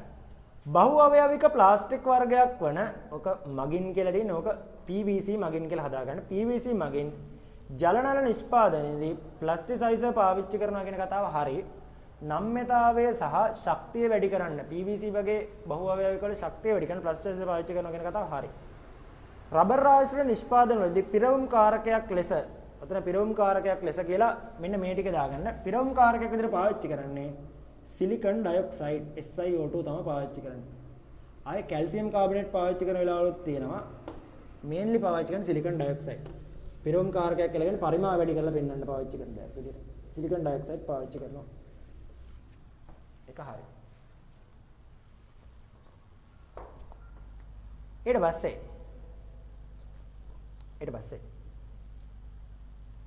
ඒකේ පොයින්ට්ස් දෙක ඔළුවේ තියාගන්න එනම් අර රබර් වල ශක්තිය වැඩි කරන්න ප්ලාස්ටිසයිසර් පාවිච්චි කරන සාමාන්‍ය රබර් වලට ආයතව පාවිච්චි කරන ඇඩිටිව්ස් තියෙනවා. තව එකතු කරන જાත් තියෙනවා. උදාහරණයක් ටයර් නිෂ්පාදනයේදී කාබන් බ්ලැක් දානවා. ඒ ගෙවෙන එක අඩු කරන්න. ඒ වගේ පොයින්ට්ස් ටිකක් ඔළුවේ තියාගන්න. ඊට අමතරව මේ පිරවුම් කාරකයක් විදිහට සිලිකන් ඩයොක්සයිඩ් පාවිච්චි කරන. ඒ කියන්නේ අර පරිමාව වැඩි කරලා පෙන්වන්න. ෆිලර්ස් විදිහට. ඊට පස්සේ රබර් කිරිය ද්‍රාවණයේ ආශ්‍රිත නිෂ්පාදන ලෙස රබර් ෂීට්, ටයර් සහ සෙරෙප්පු නිෂ්පාදනය කෙරේ කියලා ගන්න. රබර් ශීරය ආශ්‍රිත නිෂ්පාදන විදිහට නෙමෙයි යෝවා පාවිච්චි කරන්නේ. ඕවා පාවිච්චි කරන්නේ රබර් ඝන රබර් වල නිෂ්පාදන විදිහට. රබර් ශීරයෙන් සිද්ධ කරන නිෂ්පාදන විදිහට පාවිච්චි කරන්නේ සාමාන්‍ය අත්මේස් වගේ දේවල්. ඒ වගේ දේවල්. ට්‍රාන්ස් 1,4 පොලිඅයිසොප්‍රීන් ස්වභාවික රබර් වල පවතින ප්‍රත්‍යස්ථතාවය වැඩි බහු අවයවික අවස්ථාවයි. ඔක ට්‍රාන්ස් අවස්ථාව නෙමෙයි සිස් අවස්ථාව. මතක තියාගන්න ඕනේ. ස්වභාවික රබර් වල තියෙන්නේ ට්‍රාන්ස් අවස්ථාවේ සමාවයවිකේ නෙමෙයි සිස් අවස්ථාවේ සමාවයවිකේ. හේතුව තමයි දාම සකස් වීමේ පහසුව සඳහා. සිස් අවස්ථාවේ දාම සකස් වීම ලේසි. ඒ හින්දා අතන පොයින්ට්ස් දෙක මේකයි ඔළුවේ තියාගන්න ඕනේ දේ. රබර් ශීරය පාවිච්චි කරලා සිද්ධ කරන ප්‍රධාන නිෂ්පාදනය තමයි අත්මේස්. ඒ කියන්නේ ග්ලව්ස් කියලා කියන්නේ ග්ලව්ස් නිෂ්පාදනය. එහා පැත්තේ ස්වභාවික රබර් වල තියෙන සමාවයවිකේ නම තමයි සිස් සමාවයවිකේ. සිස් එක තියෙන ට්‍රාන්ස් එක නෙවෙයි. පළවෙනි පැත්ත වැරදි. දෙවෙනි පැත්තත් වැරදි. යන්න 40 වෙනි එකට. 18 වන කාණ්ඩයේ මූලද්‍රව්‍ය සියල්ලෙහිම ඉලෙක්ට්‍රෝන කරන එන්තැල්පිය තාප අවශෝෂක වන අතරම වැඩිම ඉලෙක්ට්‍රෝන කරන එන්තැල්පිය නියෝන් වලට පවතී. අන්න 18 වන කාණ්ඩයේ මූලද්‍රව්‍ය සියල්ලෙම වැඩිම ඉලෙක්ට්‍රෝන කරන එන්තැල්පිය තාප අවශෝෂකය කියන කතාව හරි. මොකද එයාලට තියෙන ස්ථායි වින්‍යාසනේ. ඒක තන්දරේ හරි. ඒක හරි. උච්ච වායු අතරින් සෙනෝන් වලට 2 4 6 8 යන ඔක්සිකරණ අවස්ථා සියල්ලම පවතී කියන කතාවත් හරි. ඔක විශේෂ අවස්ථාවක්. උච්ච වායු සංයෝග හදන්නේ නැහැ කියලා ගත්තට උච්ච වායුක සංයෝග හදනවා. උච්ච වායු හදන සංයෝගවලදී ප්‍රධානම උච්ච වායුවක් විදිහට සංයෝග හදන එක්කෙනෙකුට ඉන්නේ මෙන්න මෙයා තමයි. සෙනෝන් තමයි. සෙනෝන් ඔක්සිජන් සහ ෆ්ලෝරින් වගේ කට්ටත් එක්ක සංයෝග හදනවා. ඒ සංයෝග හදන ඒ වගේ ඔක්සිකරණාංක 2 ඉඳන් ධන 8 දක්වා තියෙනවා. ඒක හරි ප්‍රකාශයක්. ඒතර පොයින්ට්ස් විදිහට ඔළුවේ තියාගන්න 18 වන කාණ්ඩයේ මූලද්‍රව්‍ය ගත්තාම 18 වන කාණ්ඩයේ මූලද්‍රව්‍ය වල ඉලෙක්ට්‍රෝන වින්‍යාසය ස්ථායි පූර්ණ පිරීමක් P6 නේ තියෙන්නේ. ස්ථායි පූර්ණ පිරීමක් හින්දා එයාලගේ ඉලෙක්ට්‍රෝන කරන එන්තැල්පිය තාප අවශෝෂකයි. ඒ වගේම එහා පැත්තේ සෙනෝන් හදනව සංයෝග ඔක්සිකරණාංකය ධන 2 ඉඳන් ධන 4 ධන 6 ධන 8 දක්වා හරි. ඊට පස්සේ සමස්තයක් ලෙස D ගණුවේ මූලද්‍රව්‍ය වල විද්‍යුත් ඍණතාවය S ගණුවේ මූලද්‍රව්‍ය වලට වඩා වැඩි වේ. සමස්තයක් විදිහට ගත්තාම D ගණුවේ මූලද්‍රව්‍ය වල විද්‍යුත් ඍණතාවය S ගණුවේ මූලද්‍රව්‍ය වලට වඩා වැඩිලු. ආගන්න. මේකයි කතන්දරේ. මේකේ කතන්දරේ මේකයි. S ගුණයේ මූලද්‍රව්‍ය ගත්තාම එයාලගේ ඉලෙක්ට්‍රෝන පිරීම සිද්ධ වෙන්නේ අවසාන ශක්ති මට්ටමට අවසාන එකට. මේ න්‍යෂ්ටිය මේ අවසාන ශක්ති මට්ටම. D ගුණයේ මූලද්‍රව්‍ය ගැන කතා කරද්දී මතක් කරලා ගන්න D ගුණයේ මූලද්‍රව්‍ය වල ඉලෙක්ට්‍රෝන පිරෙන්නේ 3D ට 4s එළිය පිරීලා ඉන්නේ. 4s ඉස්සෙල්ලා පිරීලා ඉන්නවනේ. ඒතර මෙතන තේරුම් ගන්න ඕනේ. මෙතන ඇතුලේ ශක්ති මට්ටමට තමයි ඉලෙක්ට්‍රෝන පිරීම සිද්ධ වෙන්නේ. S ගොණුවේ මූලද්‍රව්‍ය වලදී පිටත ශක්ති මට්ටමකට පිරෙන්නේ. D ගොණුවේ මූලද්‍රව්‍ය වලදී ඇතුලේ ශක්ති මට්ටමකට පිරෙන්නේ. අභ්‍යන්තර ශක්ති මට්ටමකට ඉලෙක්ට්‍රෝන පිරෙද්දී න්‍යෂ්ටිය මගින් දක්වන ආකර්ෂණය වැඩි හින්දා පරමාණුවේ අරය ගොඩාක් අඩු වීම සිද්ධ වෙනවා. ඒ හින්දා S ගොණුවට සාපේක්ෂව D ගොණුවේ මූලද්‍රව්‍ය වල පරමාණු කරය සාපේක්ෂව අඩුයි. S ගොණුවට සාපේක්ෂව D ගොණුවේ පරමාණු කරය අඩු වෙනදා S ගොණුවට සාපේක්ෂව D ගොණුවේ මූලද්‍රව්‍ය වල විද්‍යුත් ඍණතාවය වැඩි වෙනවා කාර්යය. ඒක අතන්දරේ හරි. බලන්න. ලියන්න පොයින්ට් එක විදියට. S ගොණුවට සාපේක්ෂව D ගොණුවේ මූලද්‍රව්‍ය වල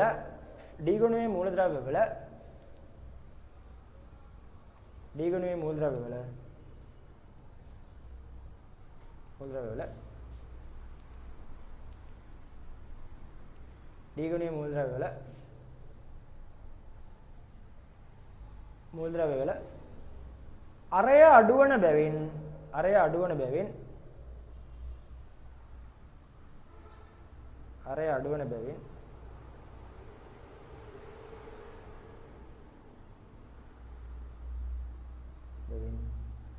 විද්‍යුත් ඍණතාවය වැඩි. අරය අඩු වෙන හින්දා විද්‍යුත් ඍණතාවය වැඩි.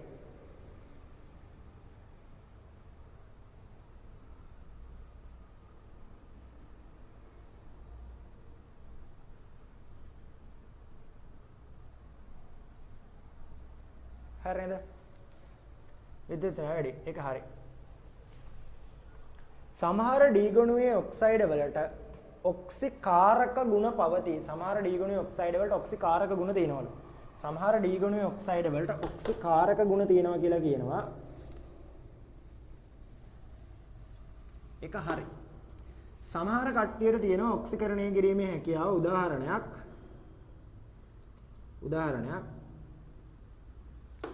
මැංගනස් ඩයොක්සයිඩ් වගේ කට්ටිය ගත්තොත් එයාට හැකියාව තියෙනවා හයිඩ්‍රජන් පෙරොක්සයිඩ් වගේ කට්ටියව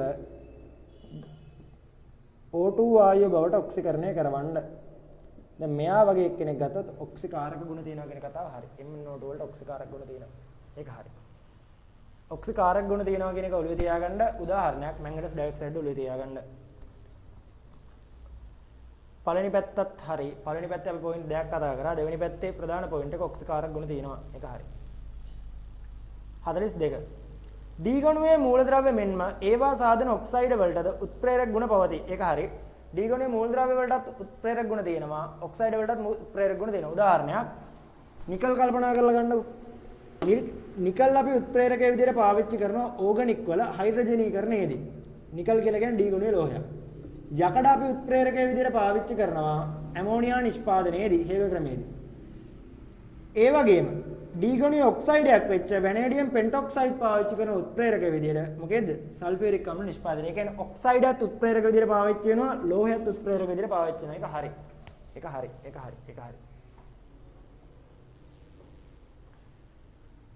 වැනේඩියම් පෙන්ටොක්සයිඩ් හා නිකල් විෂම ජාතියේ උත්ප්‍රේරක ලෙස ක්‍රියා කරයි කියන කතාව හරි. අහගන්න. උත්ප්‍රේරක ප්‍රධාන වර්ග දෙකක් කතා කරනවා. උත්ප්‍රේරක ප්‍රධාන වර්ග දෙක තමයි සමජාතීය උත්ප්‍රේරකයි විෂම ජාතීය උත්ප්‍රේරකයි. සමජාතීය දෙවන වර්ගය විෂම ජාතීය සමජාතීය උත්ප්‍රේරක ඉන්නවා, විෂම ජාතීය උත්ප්‍රේරක ඉන්නවා. සමජාතීය උත්ප්‍රේරකයක් කියලා කියන්නේ උත්ප්‍රේරකයයි ප්‍රතික්‍රියකයි එකම භෞතික අවස්ථාවේ ඉන්න. උදාහරණයක් ප්‍රතික්‍රියකත් වායු, උත්ප්‍රේරකයත් වායු. නැත්නම් ප්‍රතික්‍රියකත් ද්‍රව, උත්ප්‍රේරකයත් ද්‍රව. විෂම ජාතීය උත්ප්‍රේරකයක් කියලා කියන්නේ උත්ප්‍රේරකයි ප්‍රතික්‍රියකයි වෙනස් භෞතික අවස්ථාවල ඉන්න. උදාහරණයක් දැන් අපි SO2 වායුව O2ත් එක්ක ප්‍රතික්‍රියා කරලා SO3 හදන එක හිතන්න. මේ ඔක්කොම වායු උත්ප්‍රේරකයේ විදිහට දානවා V2O5 මේක ඝණයක්. එතකොට මේ උත්ප්‍රේරකයයි ප්‍රතික්‍රියකයි ප්‍රතිඵල ඒවා ඔක්කොම ඉන්නේ වෙනස් භෞතික අවස්ථාවල. ඒතර මේ උදාහරණය හරි. මේ කතන්දරේ හරි. විෂම ජාතීය උත්ප්‍රේරක තමයි. එහෙනම් මෙතන ඔළුවේ තියාගන්න ඕනේ උත්ප්‍රේරක වර්ග දෙකයි. සමජාතීය උත්ප්‍රේරක, විෂම ජාතීය උත්ප්‍රේරක. සමජාතීයයි කියලා කියන්නේ ප්‍රතික්‍රියක සහ උත්ප්‍රේරකයේ එකම භෞතික අවස්ථාවේ තියෙනවා විෂම જાතිය කියලා කියන වෙනස් භෞතික අවස්ථාවල තියෙනවා. ඔය කතන්දරේ හරි එතකොට. ප්‍රකාශ දෙකම හරි. පැහැදිලි කිරීමක් නම් ගැලපෙන්නේ නැහැ උත්තරය අංක 2. 42 පොයින්ට් එකට යන්න. 42ට. D ගුණයේ මූලද්‍රව්‍ය මෙන්ම ඒවා සාධන ඔක්සයිඩ වලට උත්ප්‍රේරක ගුණ පවතී. D ගුණයේ මූලද්‍රව්‍ය වලටයි ඒවා ආදන ඔක්සයිඩ වලටයි උත්ප්‍රේරක ගුණ තියෙනවා. සෝරි ඒක අපි කතා කරේ. ඊට 43 සෝරි. මැංගනස් ධන දෙක හා මැංගනස් ධන තුන යන ඔක්සයිඩ මිශ්‍ර වී Mn3O4 ලෙස ද්වි ඔක්සයිඩයක් සාදයි. ද්වි ඔක්සයිඩයක් හදනවා. ඔක හරි. ඔයාලට D ගුණයේ විශේෂ පොයින්ට් අවස්ථා දෙකක් කතා කරනවා. D ගුණයේ විශේෂම ඔක්සයිඩ දෙකක් ඉන්නවා. ද්වි ඔක්සයිඩ විදිහට ජෝඩු කලවම් වෙලා ඉන්නේ. එක්කෙනෙක් තමයි ෆෙරස් ඔක්සයිඩුයි ෆෙරික් ඔක්සයිඩුයි කලවම් වෙලා හැදිච්ච මෙන්න මෙයා Fe3O4 කියන්නේ. මෙයා ද්වි ඔක්සයිඩයක්. ඊළඟට ඔතන ඔය කියන මැංගනස් ඔක්සයිඩුයි මැංගනස් ඩයොක්සයිඩුයි මෙයයි කලවම් වෙලා හැදිච්ච Mn3O4 කියන එක කෙනා. ඔය දෙකම හරි. ධන දෙකයි ධන තුනයි දෙකම කලවම් වෙලා හැදෙලා තියෙනවා. මේවා තමයි ද්වි ඔක්සයිඩ්. ඔක්සයිඩේ ඇතුලේ ಜಾති දෙකක් ඉන්නවා. ඔක්සිකරණ අංක දෙකක් ඉන්නවා. ධන දෙකක් ඉන්නවා. ධන තුනක් ඉන්නවා. මේකෙත් එහෙමයි. ධන දෙකක් ඉන්නවා. ධන තුනක් ඉන්නවා.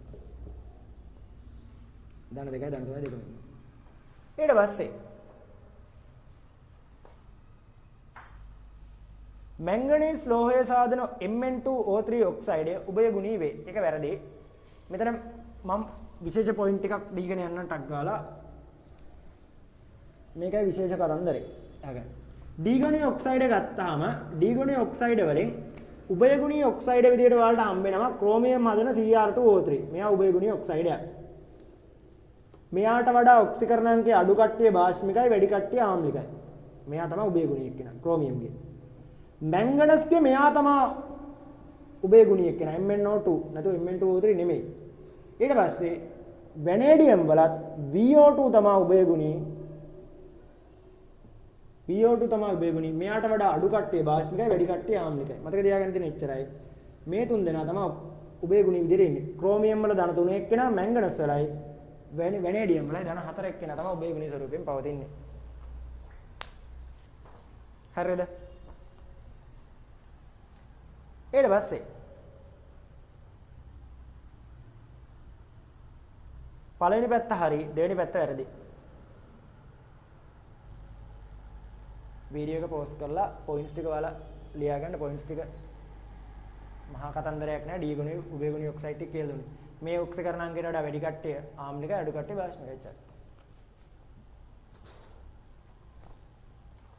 අධිඝනත්ව පොලිතීන් රේඛීය දාමයක් සහිත බහු අවයවිකයක් වන අතර අඩු ඝනත්ව පොලිතීන් ශාකණීය වූ දාමයක් සහිත බහු අවයවිකයක්. ඔක හරි.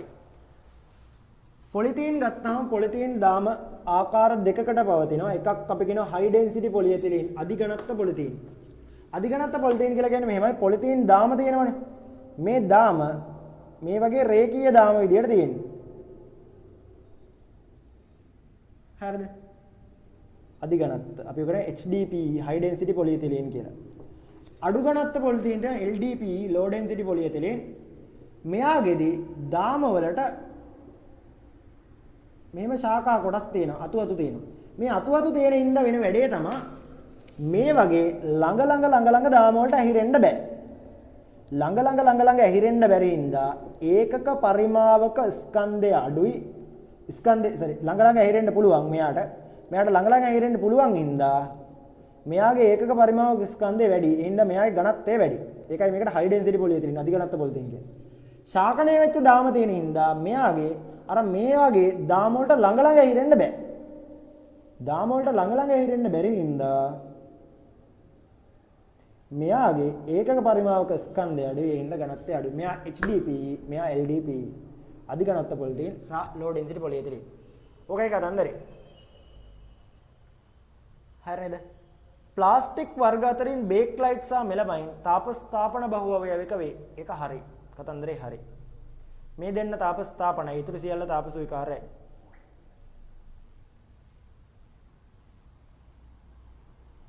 හරි. යන්න ඊළඟට 45 තයෝසල්ෆේට් අයනය සඳහා ඔක්සිකාරකයක් ලෙස හා ඔක්සිකාරකයක් කියන ආකාර දෙකටම ක්‍රියා කරන්න ප්‍රතික්‍රියා කළ හැකිලු. මේ කතන්දරේ හරි.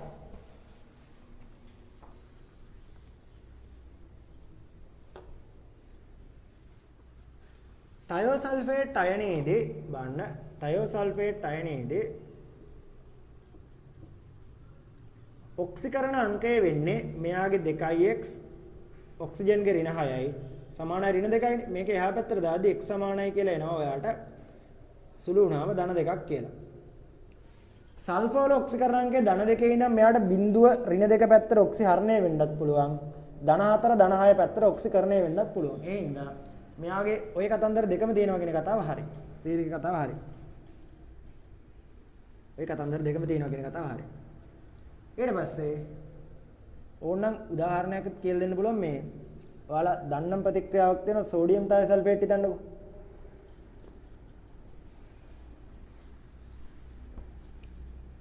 අයඩින් එක ප්‍රතික්‍රියාව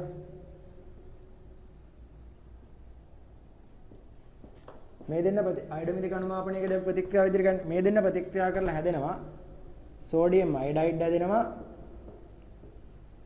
සෝඩියම් ටෙට්‍රාතයනේට් හැදෙනවා. මෙතනදී අයඩින්ව අයිරින බවට ඔක්සිහරණය කරලා මෙයා ඔක්සිකරණය වෙනවා. ඒ තියෙන උදාහරණය. හරි. පළවෙනි පැත්ත හරි. සෝඩියම් තයෝසල්ෆේට් වලට තනුක සල්ෆියුරික් අම්ලය එකතු කළ විට ලා කහ පැහැති ආවිලතාවයක් ලබා දෙමින් SO2 වායුව මුදා හරිය කියන කතාව හරි. ඕනෑම ලෝහ තයෝසල්ෆේටයකට තනුක අම්ලයක් දාද්දී සල්ෆර් ආවිලතාවය SO2 හැදෙනවා. ඒක හරි. මේ බලන්න.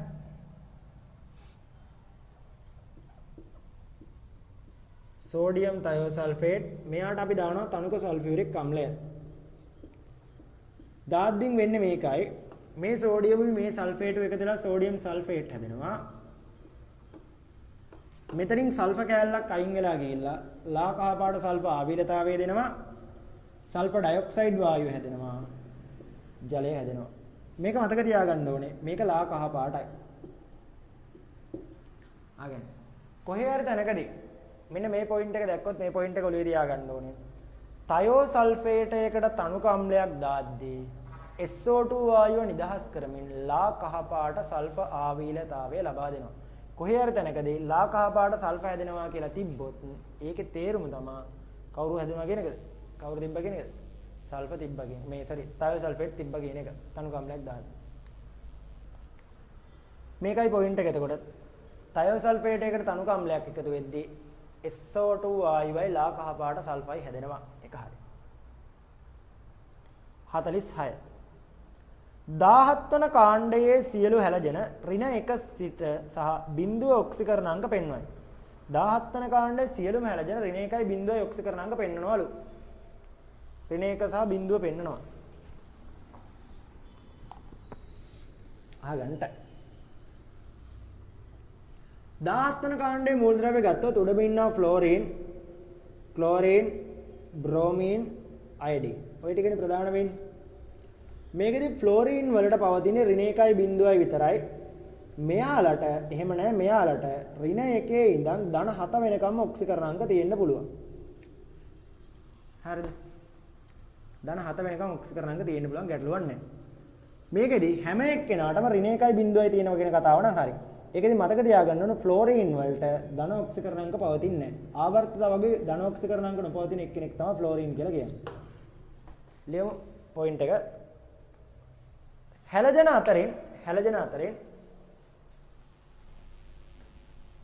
අතරින් ෆ්ලෝරින් වලට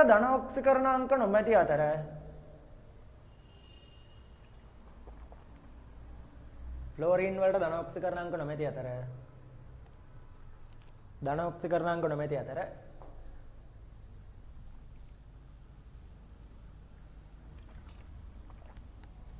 ඉතිරි හැලජන වලට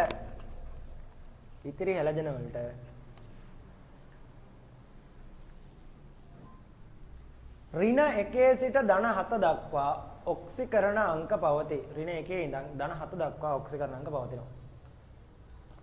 ඍණ 1 ඉඳන් ධන 7 වෙනකම් ඔක්සිකරණ අංක පවතිනවා.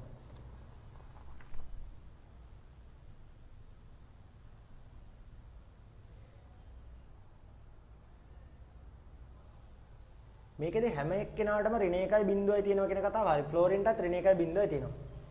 ඒක හරි. ওই ෆ්ලෝරින්ට ධන ඔක්සිකරණ අංක නොපවතින ෆ්ලෝරින්නේ විද්‍යුත් ධනතාවය වැඩිම එක්කෙනා. එයාට ධන ඔක්සිකරණ අංකයක් ලැබෙන්න නම් ෆ්ලෝරින් සම්බන්ධ වෙන්න ඕනේ ෆ්ලෝරින්ට වඩා විද්‍යුත් ධනතාවය වැඩි එක්කෙනෙක්. එහෙම එක්කෙනෙක් ආවර්තාව වෙන්නේ නැහැ නේ. ඒකයි ෆ්ලෝරින්ට ධන ඔක්සිකරණ අංක නැත්තේ. ඇත්තටම. හරිද? F2 හැරුණු විට අනෙකුත් හැලජන ජලය සමග ජලය සහ සෝඩියම් හයිඩ්‍රොක්සයිඩ් සමග ද්විධාකරණය වේ. ඒක හරි. මේක පොයින්ට් එකක් විදිහට මතක තියාගන්න. F2 හැරුණාම අතෑරියාම ඉතිරි සියලු අලෝහ භස්ම හමුවේ ද්විධාකරණය වෙනවා. ඉතිරි ඔක්කොම ඒ අලෝහ කියලා කිව්වම මේ අලෝහ විතරක් නෙමෙයි අත්තට. ක්ලෝරින් බ්‍රෝමින් විතරක් නෙමෙයි. ඊට අමතරව සල්ෆර් වගේ එක්කෙනෙක් ගත්තත්, ෆොස්ෆරස් වගේ එක්කෙනෙක් ගත්තත් එයාලා පවා භස්ම හමුවේ ද්විධාකරණය වෙනවා. අපේ යාළුවෝ පොයින්ට් එකකින් ඉන්නවා. ඒක ඉනෝගනික් වල ඉතාම වැදගත් අවස්ථාවක් කියන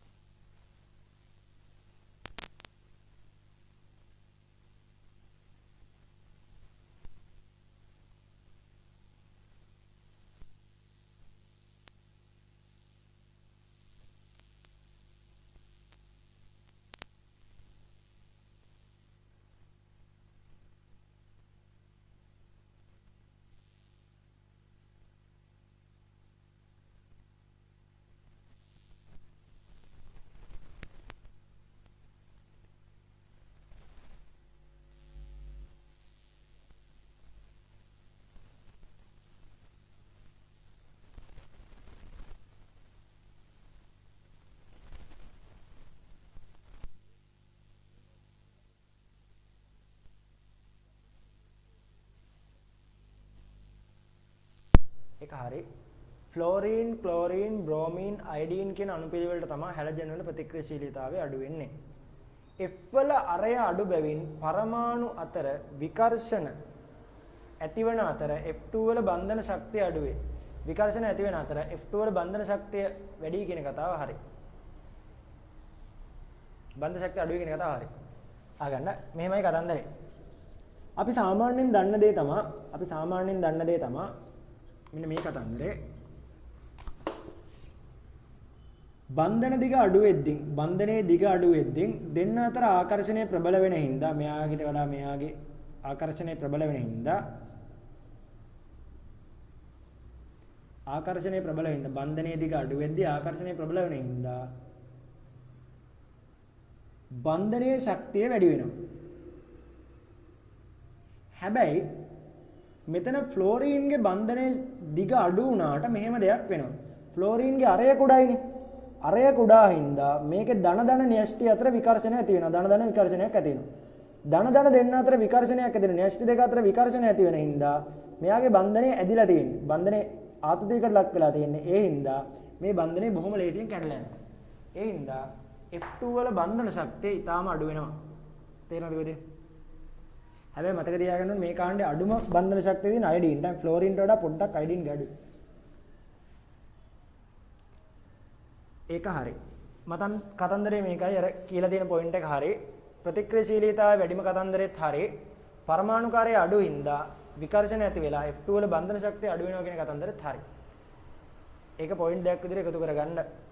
ඊළඟට එතනම දාගත්තත් කමක් නැහැ. 17 වෙනි කාණ්ඩේ හැලජන අතරින් අඩුම බන්ධන ශක්තිය අයඩීන් වලට තියෙන්නේ. අයඩීන් තමයි අඩුම. ෆ්ලෝරින් වලගේ ඊට උඩින් තියෙන්නේ. හරි. අපි යමු ඊළඟට 48 වෙනි එකට. පොස්පීන් ජලයේ දියවි උදාසීන ද්‍රාවණයක් සාදන අතර ඇමෝනියා දුබල බාෂ්පික ද්‍රාවණයක් සාදයි. ඒක සම්බන්ධව කියා දෙන්න කාරණාවක් නැහැ. ඒක හරි ප්‍රකාශය. ඒක පොයින්ට් එකක් විදිහට මුලියට දාගන්න ප්‍රකාශය මේකයි. pH3 කියලා කියන්නේ උදාසීන එක්කෙනෙක්. NH3 කියලා කියන්නේ බාෂ්පික එක්කෙනෙක්. ඒක හරි. ප්‍රකාශය හරි. SiCl4 ජල විච්ඡේදනය වීම මගින් ආම්ලික ද්‍රාවණයක් ලබා දෙයි. අගන්න. SiCl4 ජල විච්ඡේදනය වෙනවා ආකාර දෙකකට.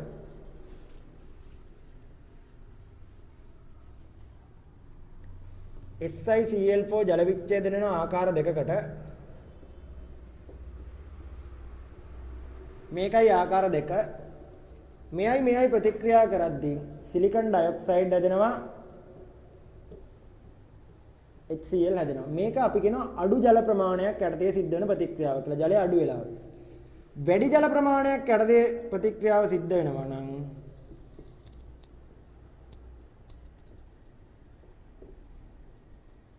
වැඩි ජල ප්‍රමාණයක් යටතේ ප්‍රතික්‍රියාව සිද්ධ වෙනවා නම් මේකෙදි H2SiO3 හැදෙනවා HCl හැදෙනවා. මේ අවස්ථා දෙකෙන් මොකක් වුණත් HCl හැදෙනවනේ. ඒ හින්දා ද්‍රාවණයේ ආම්ලිකයි කියන කතන්දරේ හරි. මතක තියාගන්න පොයින්ට් දෙක මේකයි. SiCl4 අඩු ජලයේ ප්‍රමාණයක් යටතේ SiO2 HCl බවට වෙනවා. වැඩි ජල ප්‍රමාණයක් යටතේ සිලිසික් අම්ලයයි HCl බවට පත් වෙනවා. ඕකෙදි මොකක් වුණත් ද්‍රාවණයේ ආම්ලිකයි කියන කතාව හරි.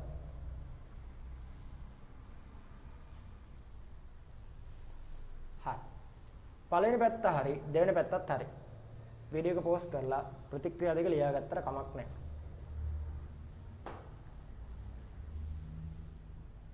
සිංක් සල්ෆේට් වල ජලීය ද්‍රාවණයකට උතන එන්න ඕනේ සෝඩියම් ලෝහය කියලා.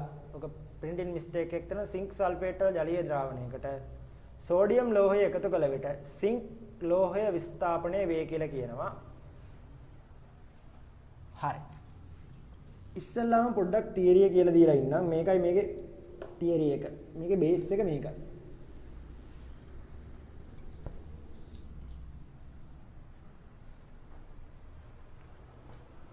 මේකේ බේස් එක මේකයි.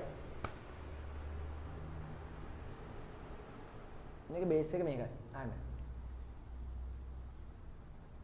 තේරුම් ගන්න. විද්‍යුත් රසායනික ශ්‍රේණියේ උඩින් ඉන්න කට්ටිය ඔක්සිකරණය වෙන්න දක්වන නැඹුරුව වැඩිනේ. යටින් ඉන්න කට්ටිය ගත්තොත් ඔක්සිහරණය වෙන්න දක්වන නැඹුරුව වැඩි. ඒ හින්දා උදාහරණයක් හිතන්න. විද්‍යුත් රසායනික ශ්‍රේණියේ උඩින් ඉන්නවා A කියලා එක්කෙනෙක්, යටින් ඉන්නවා B කියලා එක්කෙනෙක් කියලා දන්නකො. මේ උඩින් ඉන්න එක්කෙනෙක් යටින් ඉන්න එක්කෙනෙක්ගේ ද්‍රාවණයකට දැම්මොත් උඩින් ඉන්න එක්කෙනා යටින් ඉන්න කෙනෙක්ගේ ද්‍රාවණයට දැම්මොත් උඩින් ඉන්න එක්කෙනා ඔක්සිකරණය වෙනවා. මෙයා ඔක්සිකරණය වෙනවා. යටින් ඉන්න එක්කෙනා ඔක්සිහරණය වෙනවා. උඩින් ඉන්න එක්කෙනා ඔක්සිකරණය වෙනවා. යටින් ඉන්න එක්කෙනා ඔක්සිහරණය වෙනවා. ඕකෙදි දැන් කරන්නේ බලන්න මෙතන පොයින්ට් එක ලියලා ඉමු ඉස්සල්ලාම විද්‍යුත් රසායනික ශ්‍රේණියේ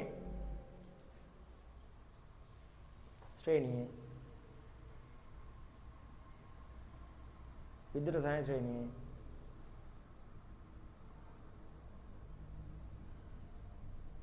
විද්‍යුත් රසායනික ශ්‍රේණියේ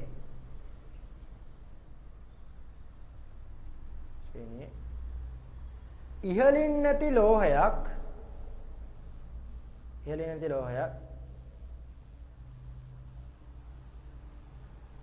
පහළින් නැති ලෝහයක ජලීය ද්‍රාවණයට එකතු කරන විට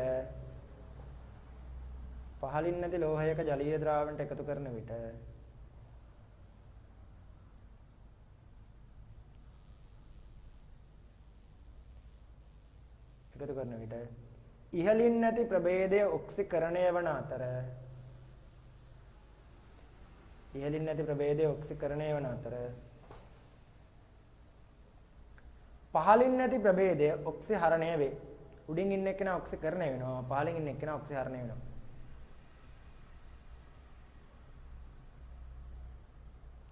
ඔක්සිහරණය වේ.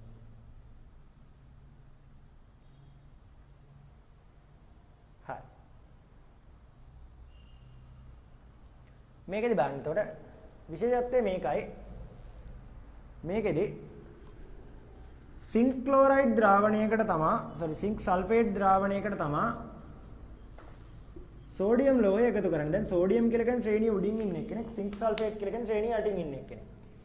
එතකොට උඩින් ඉන්න එක්කෙනෙක් යටින් ඉන්න එක්කෙනෙක්ගේ ද්‍රාවණයට එකතු කරද්දී යටින් ඉන්න එක්කෙනා ඔක්සිහරණය වෙන්න ඕනේ තමයි. එහෙනම් මේක වෙන්න ඕනේ හරියට ගත්තොත්, හිතුනොත් අපිට හිතෙන විදිහට ගත්තොත් සෝඩියම් ධන බවටපත් වෙන්න ඕනේ, Cl ඍණ බවටපත්. මේ ඉලෙක්ට්‍රෝනයක් පිට වෙන්න ඕනේ.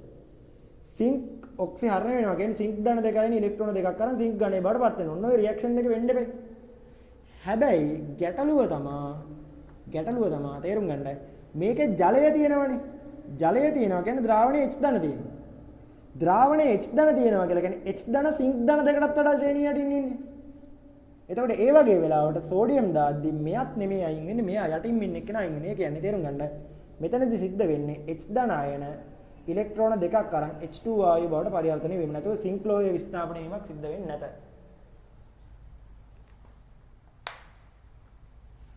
හරි. බලන්න. එතකොට ලියන්න මෙහෙම තරුවක් දාලා දැන් විතරක් දාලා සෝඩියම් ලෝහය ශ්‍රේණියේ ඉහළින් පවතින අතර සෝඩියම් ලෝහය ශ්‍රේණියේ සිංක්ට ඉහළින් පවතින අතර එහෙම ලියන්න සෝඩියම් ලෝහය ශ්‍රේණියේ සිංක්ට ඉහළින් පවතින අතර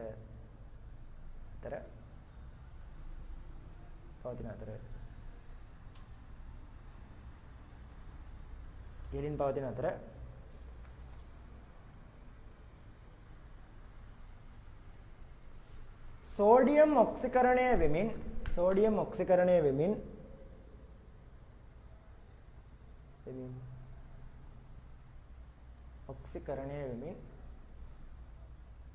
සිංක්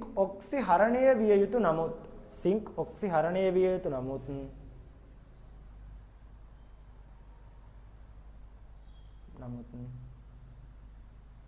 ජලයෙන් ලැබෙන H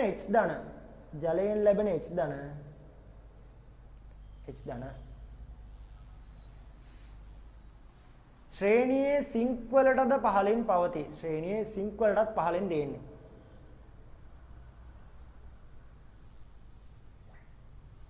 එබැවින් H ධන ඔක්සිහරණය වෙමින් H2 මුදා හැරේ. H ධන ඔක්සිහරණය වෙලා H2 මුදා හැරෙනවා.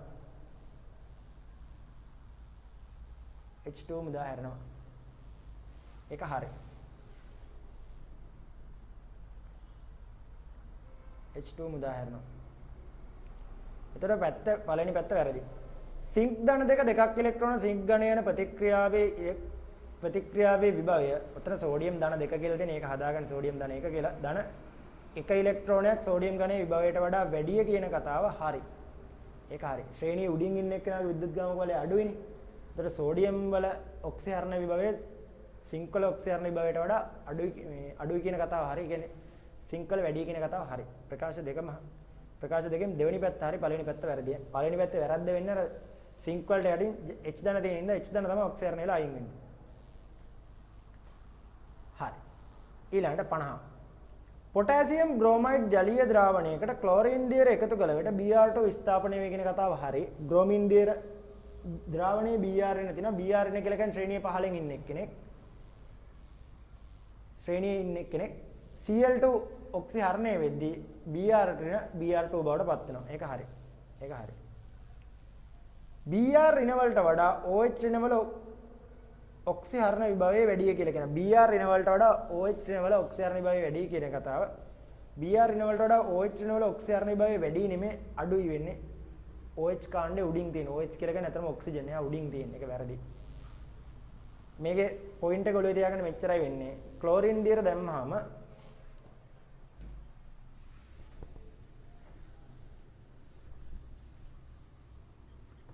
ක්ලෝරින් දියර දැම්මහම Br ඍණ අයන Br2 බවට පත් වෙනවා. මෙයා දෙකක් Cl ඍණ බවට පත් වෙනවා. ඕක තමයි වෙන්නේ. හරි. යන්න 51ට.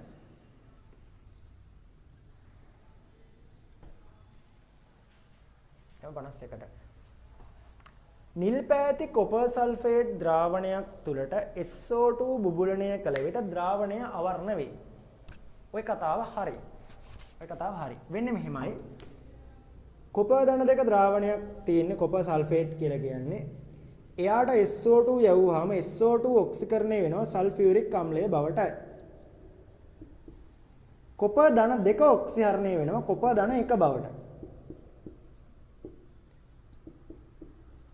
මේකේ තියෙන විශේෂත්වය තමයි කොපර් ධන දෙක නිල් පාටයි ධන එක අවර්ණයි. ඒ හින්දා අර නිල් පාටට තිබ්බ ද්‍රාවණය අවර්ණ වීම සිද්ධ වෙනවා. නිල් පාටට තිබ්බ ද්‍රාවණය අවර්ණ වීම සිද්ධ වෙනවා. ඒ ප්‍රකාශය හරි.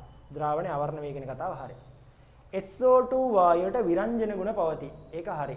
ජලය තියෙන වෙලාවට SO2 වායුවට විරංජන ගුණ තියෙනවා කියන කතාව හරි. SO2 කියන්නේ විරංජන ගුණ. හැබැයි මේක තේරුම් ගන්න මෙන්න මේක හරිද?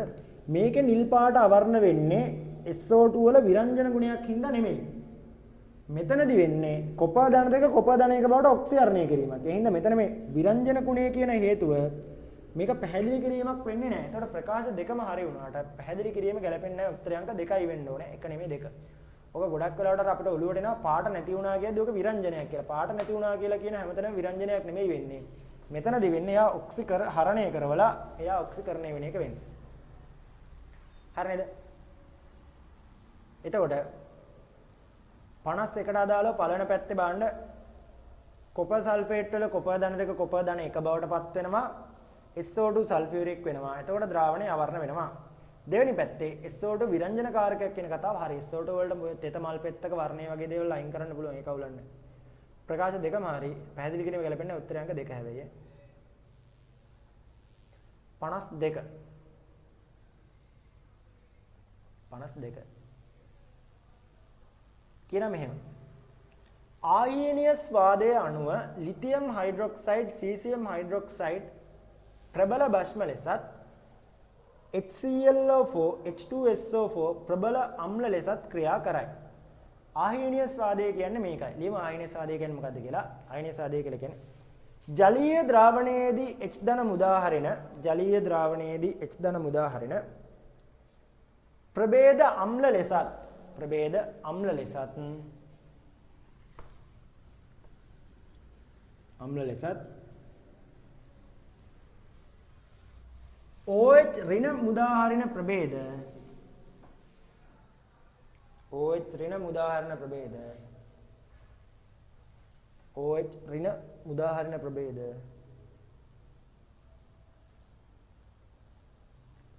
භස්ම ලෙසත් මෙම වාදයේදී පැහැදිලි කරයි. භස්ම ලෙසත් මෙම වාදයේදී පැහැදිලි කරයි. භස්ම විදිහට මේ වාදයේදී පැහැදිලි කරනවා. භස්ම ලෙසත් මෙම වාදයේදී පැහැදිලි කරයි.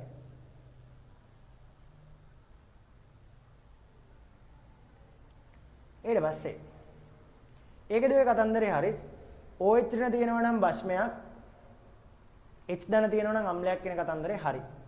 HClO4 H2SO4 දෙකේම H ධන තියෙනවා. ඒතකොට අම්ල කතන්දරේ පැහැදිලි කරනවා. ලිතියම් හයිඩ්‍රොක්සයිඩ් සීසියම් හයිඩ්‍රොක්සයිඩ් වල මේවා තියෙනවා. OH ඍණ තියෙනවා. ඒතර භස්ම කතන්දරේ පැහැදිලි වෙනවා. ඇමෝනියා වල භාෂ්මික ස්වභාවය පැහැදිලි ස්වභාවය ආයනීය ස්වාදයෙන් පැහැදිලි කළ නොහැකි අතර ලුයිස් හා බ්‍රොන්ස්ටඩ් වාදයෙන් පැහැදිලි කර හැකියි. ඒක හරිනේ. දැන් ආයනීය ස්වාදයට අනුව OH ඍණ මුදාහරණ එක්කෙනෙක්නේ භස්මයක් වෙන්නේ. හැබැයි ඇමෝනියා වගේ එක්කෙනෙක් ගත්තොත් අපි දන්නා ඇමෝනියා භස්මයක්. හැම ඇමෝනියා භස්මයක් වුණාට එයාගේ OH ඍණ නැහැ. OH ඍණ නැහැ. OH ඍණ නැහැ කියලා කියන්නේ ඔය ආයනීය ස්වාදය පාවිච්චි කරලා ඇමෝනියා වල භාෂ්මිකතාවය පැහැදිලි කරන්න බෑ. හැබැයි බ්‍රොන්ස්ටඩ් වාදයෙන් පැහැදිලි කරන්න පුළුවන්. බ්‍රොන්ස්ටඩ් වාදයෙන් පැහැදිලි කරන්නත් පුළුවන්. ලුයිස් වාදයෙන් පැහැදිලි කරන්නත් පුළුවන්. ඔකදී බ්‍රොන්ස්ටඩ් වාදය කියන්නේ මොකද්ද කියලා කියන්න. ලියන්න පොයින්ට් එක. බ්‍රොන්ස්ටඩ් වාදය. බ්‍රොන්ස්ටඩ් වාදය කියලා කියන්නේ ඕනෑම මාධ්‍යකදී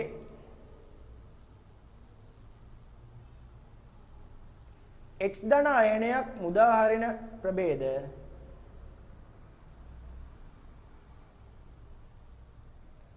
ඕනෑම මාධ්‍යකදී H ධන අයනයක් මුදා හරින ප්‍රභේද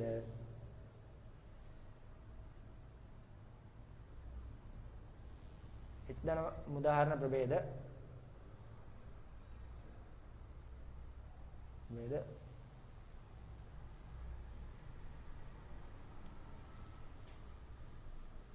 අම්ල ලෙසත් H ධන ප්‍රතිග්‍රහණය කරන ප්‍රභේද H ධන ප්‍රතිග්‍රහණය කරන ප්‍රභේද භස්ම ලෙසත් සලකයි.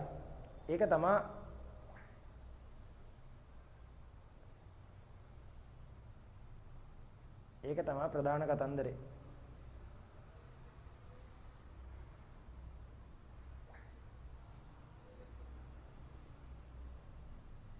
හරි නේද? ඒ දෙකම හරි. ප්‍රකාශ දෙකම හරි. පැහැදිලි කිරීම නම් අදාළ වෙන්නේ උත්තර අංක 2යි. ප්‍රකාශ දෙකම හරි. පැහැදිලි කිරීම ගැලපෙන්නේ උත්තර අංක 2. 53 CO2 හා SO2 වායු එකිනෙක වෙන් කර ගැනීමට අවර්ණ හුණු දියර ද්‍රාවණයක් භාවිතා කළ හැකියි. CO2 SO2 වෙන් කරලා අඳුර ගන්න අවර්ණ හුණු දියර ද්‍රාවණයක් පාවිච්චි කරන්න පුළුවන්ලු. ඕක හරි. ආගන්න අපි දන්න දේ තමයි අපි සාමාන්‍යයෙන් දන්න දේ තමයි හුණු දියර පාවිච්චි කරන්නේ. මෙයා අඳුර ගන්න කියලානේ අපි දන්නේ. CO2 අඳුර ගන්න. CO2 දැම්ම යවුවොත් එimhe හුණු දියර ද්‍රාවණයකට හුණු දියර කියන්නේ කැල්සියම් හයිඩ්‍රොක්සයිඩ් වෙන්නේ කැල්සියම් කාබනේට් හැදෙනවා ජලය හැදෙනවා.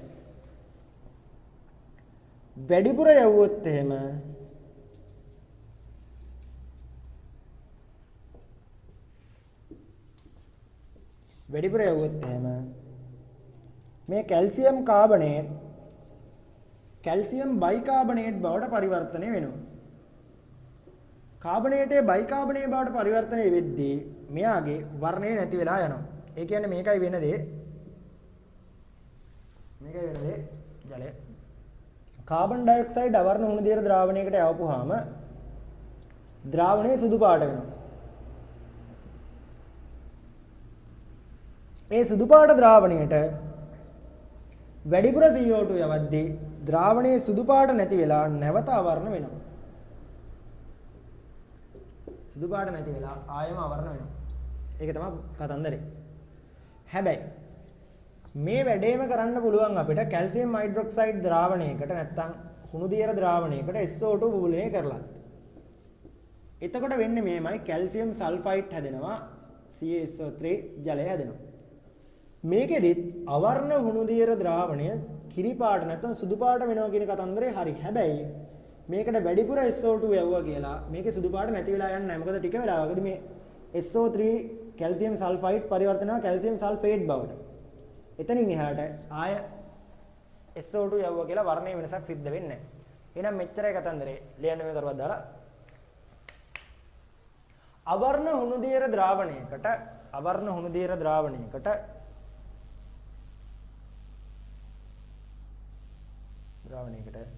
CO2 සහ SO2 යන දෙකම යැවීමේදී CO2 සහ SO2 යන දෙකම යැවීමේදී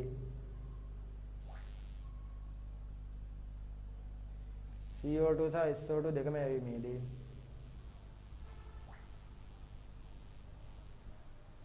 ද්‍රාවණය කිරි පැහැවෙන අතර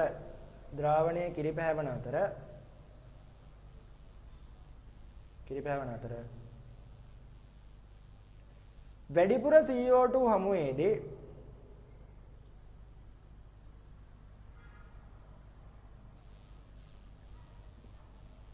නැවත අවර්ණ වන නමුත්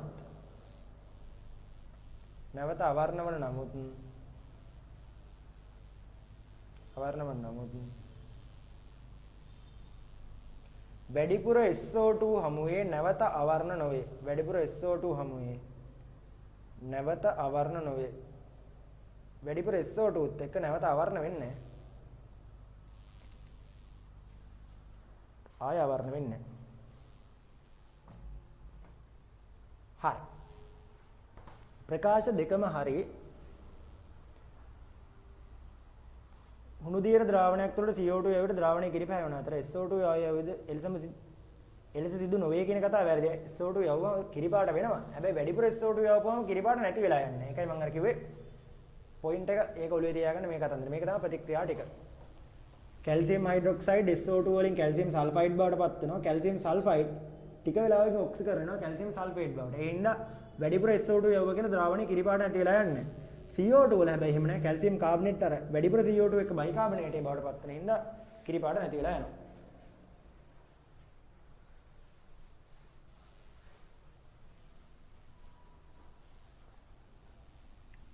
යන්න 54ට.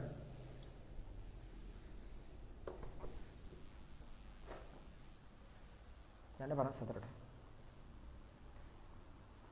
SiO2 ජලයේ දියවි අම්ලය සාධන අතරම එතන පොයින්ට් එක හදාගන්නකො වැරද්දක් තියෙනවා. ජලයේ දියවි අම්ලයක් සාධන අතර සාදයි කියලා වගේ හදාගන්න ජලයේ දියවි අම්ලයක් සාදයි කියන ඕක වැරදි. SiO2 ජලයේ දිය වෙන්නේ නැහැ. SiO2 කියන්නේ වැලිනේ. SiO2 ජලයේ දිය වෙන්නේ නැහැ. හැබැයි SiO2 භස්ම වල දිය වෙනවා. ඒක මතක තියාගන්න ඕනේ. සෝඩියම් හයිඩ්‍රොක්සයිඩ් වගේ භස්ම එක අපිට ඕන නම් මෙයාව දිය කරගන්න පුළුවන්. සෝඩියම් සිලිකේට් හැදෙනවා. ජලය හැදෙනවා. යන්න SiO2 ආම්ලික වන බැවින් ජලයේ දිය නොවන නමුත් NaOH වැනි භස්ම තුල දිය වේ. NaOH වැනි භස්ම තුල දිය වේ. සෝඩියම් හයිඩ්‍රොක්සයිඩ් වගේ භස්ම වල දිය වෙනවා. භස්ම තුල දිය වේ. එහා පැත්තේ තියෙනවා P4O10 ඝනය ජලය සමග ප්‍රතික්‍රියා කරන අතරම ජලීය සෝඩියම් හයිඩ්‍රොක්සයිඩ් සමගද ප්‍රතික්‍රියා කරනවල ඒක හරි. දෙකේම දිය වෙනවා යනවා. ඒක හරි. පළවෙනි පැත්ත වැරදි, දෙවෙනි පැත්ත හරිය. 55 මේක සම්බන්ධව අපි කලින් පැහැදිලි කරා ලෙඩ් අම්ල කෝෂය ද්විතීක විද්‍යුත් විච්ඡේද කෝෂයක කියන කතාව වැරදි. මේක ද්විතීක ගැල්වානි කෝෂයක්, ද්විතීක විද්‍යුත් විච්ඡේද කෝෂයක් නෙවෙයි ඈ. ගැල්වානි කෝෂයක්.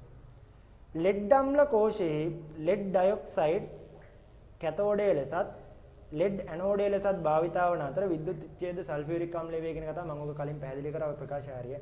දෙවෙනි පැත්ත හරි, පළවෙනි පැත්ත වැරදි. හරි. යන්න 56 වෙනි එකට.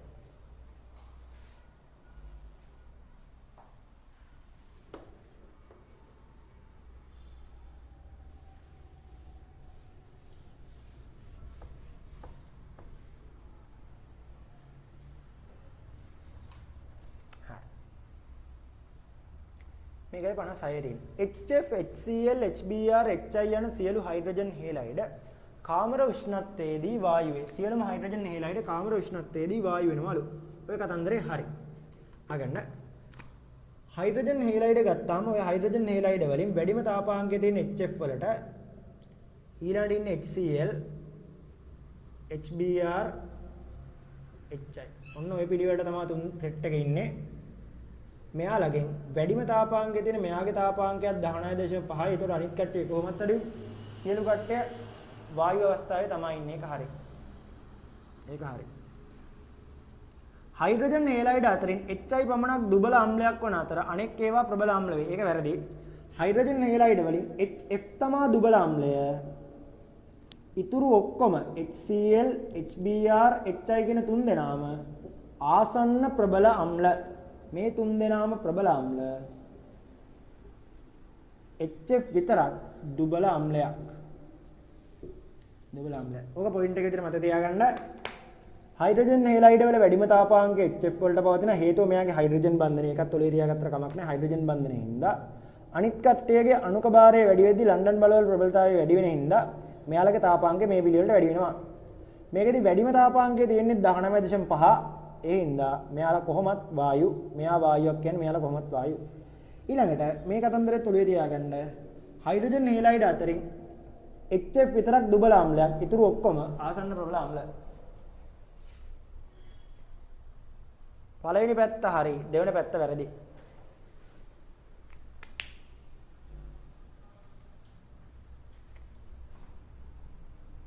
points 0 ටික එකතු කරගත්තා නම් හරිය. මේ graph එක ඇඳ ගන්න. ප්‍රස්ථාරය ඇඳ ගන්න ඊට අමතරව මෙන්න මේක ඇඳ ගත්තා නම් හරිය. මෙලි ගත්තා නම්.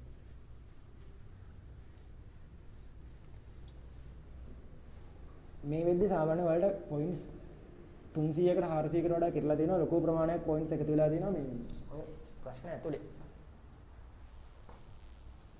හරි.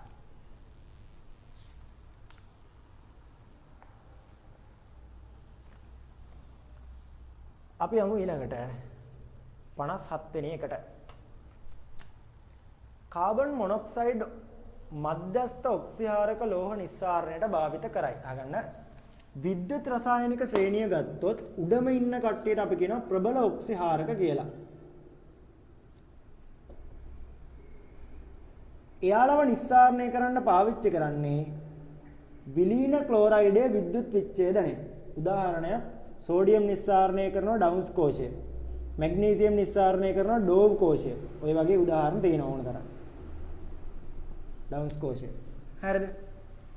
මැද ඉන්න කට්ටිය උදාහරණයක් යකඩ වගේ කට්ටිය එයාලව නිස්සාරණය කරන්නේ කාබන් මොනොක්සයිඩ් මගින් ඔක්සිහරණය කරවලා. ශ්‍රේණියේ පහළම ඉන්න කට්ටිය රත්තරන් රිදී වගේ කට්ටිය ගත්තොත් එයාලව නිස්සාරණය කරන්නේ ගැරීම වගේ භෞතික ක්‍රම වලින්. මොකද මේවා අපට ස්වභාවිකව අදාළ ලෝහයේ විදියටම හම්බ වෙනවා. ඒ කියන්නේ සංයෝග විදියට නෙමෙයි හම්බෙන්නේ. ලෝහයේ විදියටම හම්බ වෙනවා. හරි නේද? ඔක තමයි කතන්දරේ. ලියමු පොයින්ට් එකක් විදියට. විද්‍යුත් රසායනික ශ්‍රේණියේ ඉහළම පවතින ලෝහ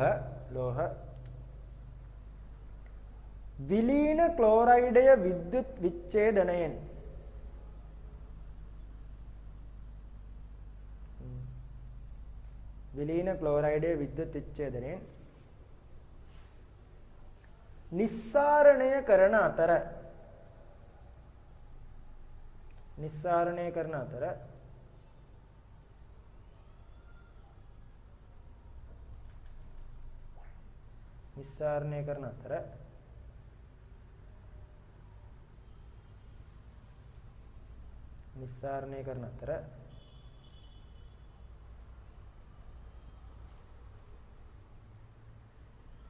යකඩ වැනි මධ්‍යස්ථ ඔක්සිහාරක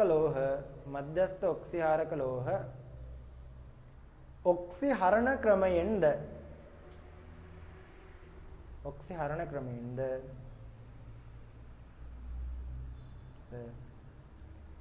ශ්‍රේණියේ පහළම ඇති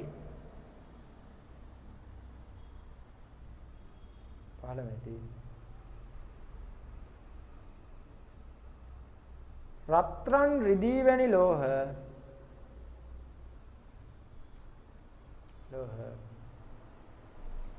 ගැරීම වැනි භෞතික ක්‍රම මගින්ද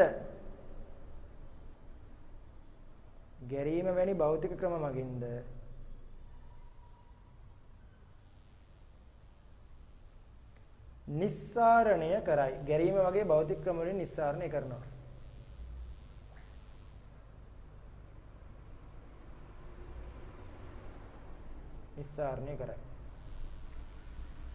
ගැරීම වගේ භෞතික ක්‍රම වලින් නිස්සාරණය කරනවා. කාබන් මොනොක්සයිඩ් වලට ලිගණ්ඩයක් විදිහට ක්‍රියා කරන්න පුළුවන් කියන කතාව හරි. හේතුව එයාගේ එකසර තියෙනවා. ලියන පොයින්ට් එකක් විදිහට. එකසර පවතින ඕනෑම ප්‍රභේදයක් ලිගණ්ඩයක් ලෙස ක්‍රියා කරයි. මේ හැම එක්කෙනාගේම එකසර තියෙනවා. OH ඍණ NH3 ජලය ඔය හැම එක්කෙනාගේම එකසර තියෙනවා. මේ හැම එක්කෙනාම ලිගණ්ඩ තමයි. Cl ඍණ ලිගණ්ඩ තමයි. හරි. යන්න 58 වෙනි එකට. පළවෙනි පැත්ත හරි, දෙවෙනි පැත්තත් හරි. 58. බෝරෝන් අලෝහයක් වන අතර බෝරෝන් සාධන බහුතරයක් සංයෝග සහ සංයෝජ වේ. බෝරෝන් අලෝහයක් නෙවෙයි, බෝරෝන් ලෝහයක්. ඔක වැරදි. ඔයාලගේ රිසෝස් බුක් එකේදී ඔක හරියටම දීලා තියෙනවා. බෝරෝන් කියලා කියන්නේ ලෝහයක්. ලියන්න. බෝරෝන් කියන්නේ ලෝහයක්. එයා සාධන සංයෝග සහ සංයෝජ කියන කතාව හරි ගොඩක් ඒවා. ඒ ප්‍රකාශය වැරදි. ඒතකොට බෝරෝන් කියන්නේ ලෝහයක් නෙමෙයි අලෝහයක්. ලෝහයක්. හැබැයි හදන සංයෝග සහ සංයෝජ. බෝරෝන් වල බහුතරයක් රසායනික ගුණ සහ භෞතික ගුණ එකිනෙකට සමාන වේ කියලා කියන ඕක ඇලුමිනියම් හා එකිනෙක සමාන වේ කියලා කියන්නේ ඒක හරි. ඕක වෙන්නේ මෙහෙමයි. ඒක වෙන්නේ මෙහෙමයි.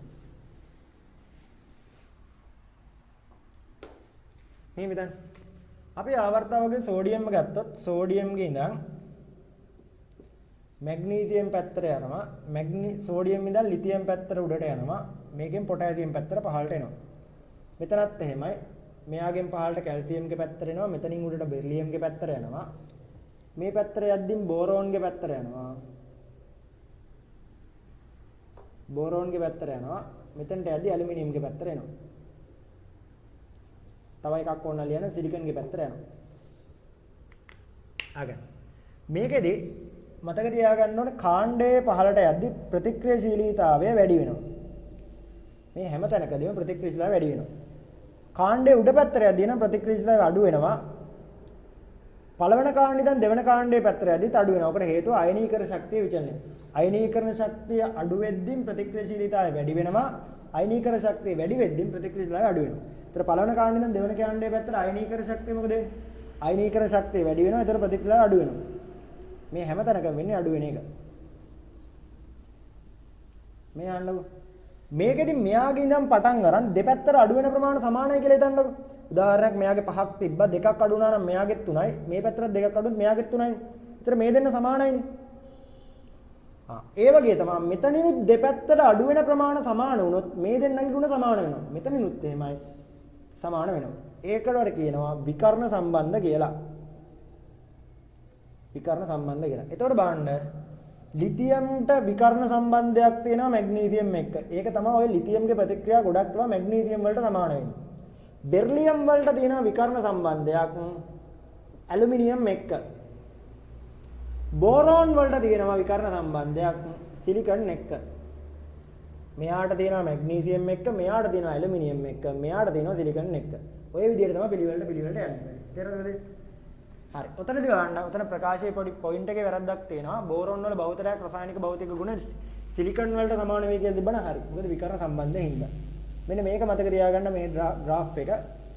කාණ්ඩයේ පහළට ප්‍රතික්‍රියාශීලීතාවය වැඩි වෙනවා. කාණ්ඩයේ උඩ පැත්තට ප්‍රතික්‍රියාශීලීතාවය අඩු වෙනවා. පළවෙනි කාණ්ඩේ ඉඳන් දෙවෙනි කාණ්ඩයේ පැත්තට ප්‍රතික්‍රියාශීලීතාවය ආය අඩු වෙනවා. ඒ අඩු වෙන ප්‍රමාණය සමාන වුණොත් දෙපැත්ත දෙන්න සමාන වෙනවා. ඒක තමයි කියන්නේ. මෙන්න මේ තුන් දෙනා අතර විකර්ණ සම්බන්ධය තියෙනවා කියලා මතක තියාගන්න ඕනේ. ලිතියම්ගේ ගුණ මැග්නීසියම් වලටත්, බෙරිලියම්ගේ ගුණ ඇලුමිනියම් වලටත්, බෝරෝන්ගේ ගුණ සිලිකන් වලටත් සමාන වෙනවා. ඔක තමයි කතන්දරේ. එතකොට පළවෙනි පැත්ත වැරදි, දෙවෙනි පැත්ත ප්‍රකාශයේ අර අසම්පූර්ණතාවයක් තියෙනවා. මේක graph එක ඇඳලා ඔයාලා පොයින්ට් එක හදාගමු. පොයින්ට් කීපේ හරිනේ. මේ කට්ටියගේ විකර්ණ සම්බන්ධය සහ කාණ්ඩයේ පහළට යද්දී ප්‍රතික්‍රියාශීලතාව වැඩි වෙනවා කියන පොයින්ට් එක ගන්න. ඊට පස්සේ ආවර්තයක් දිගේ ඉස්සරහටදී ප්‍රතික්‍රියාව අඩු වෙනවා කියන පොයින්ට් එක ගන්න. ඊළඟට ප්‍රතික්‍රියාශීලතාවය කියන එක තීරණය වෙන්නේ අයනීකරණ ශක්තිය මත කියන එක මතක තියාගන්න. අයනීකරණ ශක්තිය වැඩි වෙනවා නම් ප්‍රතික්‍රියාශීලතාවය අඩු වෙනවා. ප්‍රතික්‍රියාශීලතාවය අඩු වෙනවා. මෙයා වැඩි වෙද්දී ප්‍රතික්‍රියාශීලතාවය අඩු වෙනවා. මොකද තමයි?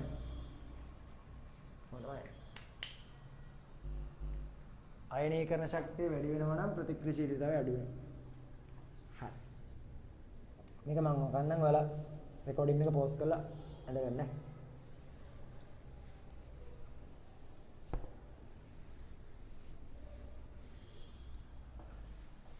හරි. අපි යමු ඊළඟට 59 වෙනි එක්කෙනාට.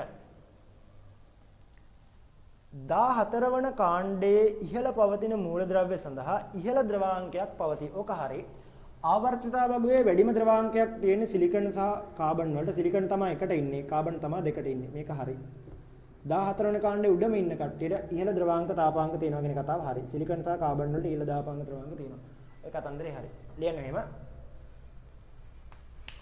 සාධන විශාල දැලිස් හේතුවෙන් සාධන විශාල දැලිස් හේතුවෙන්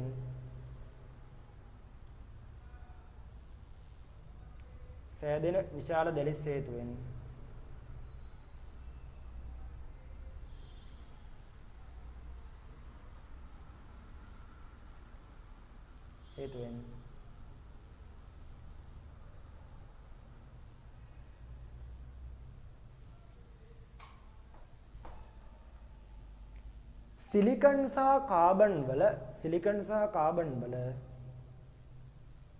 සිලිකන් සහ කාබන් වල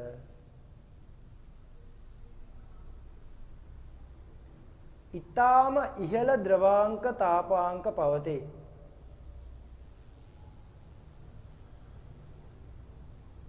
ඊටාම ඉහළ ද්‍රවාංක තාපාංක තියෙනවා. ගොඩාක් ඉහළ ද්‍රවාංක තාපාංක තියෙනවා.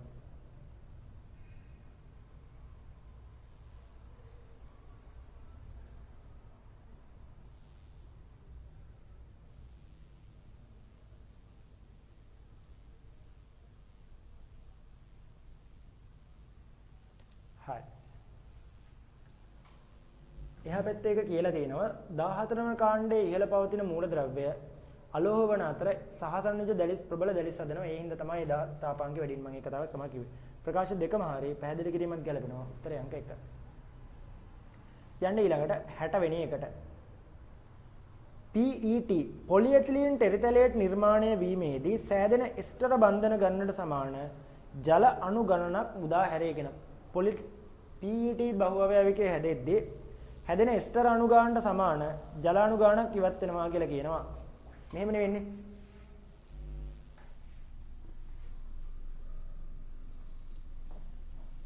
මෙහෙමනේ වෙන්නේ. එස්ටරයක් හැදෙද්දී ඒක පොලිඑතිලීන් වල වෙන්න ඕනේ නැහැ. එස්ටරයක් හැදෙද්දී වෙන්නේ කාබොක්සිලික් අම්ලයකයි මධ්‍යසාර එකයි.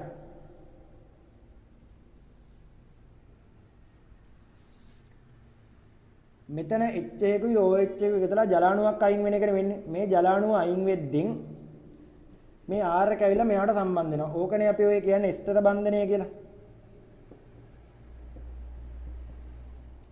මෙතන හැදෙලා තියෙනවා එස්ටර බන්ධන එකක්, ජලාණුත් එකක් අයින් වෙලා තියෙනවා. ඒ කියන්නේ ඔය ප්‍රකාශය හරියි.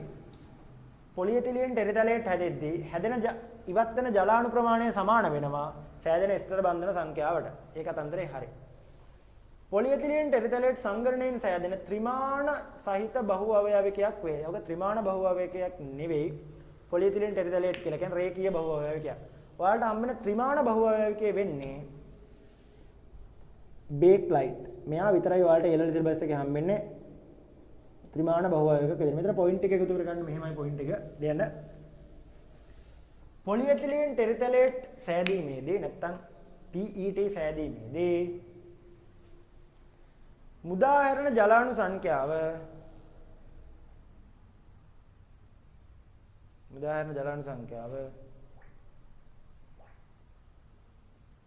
සෑදෙන එස්ටර බන්ධන සංඛ්‍යාවට සමාන වේ. හැදෙන එස්ටර බන්ධන සංඛ්‍යාවට සමානයි.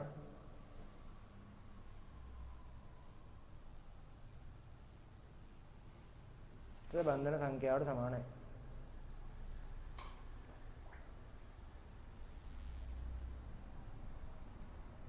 ඊළඟ එක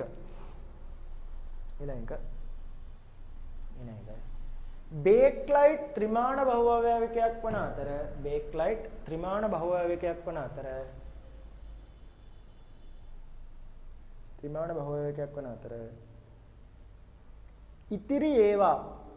ඉතිරි ඒවා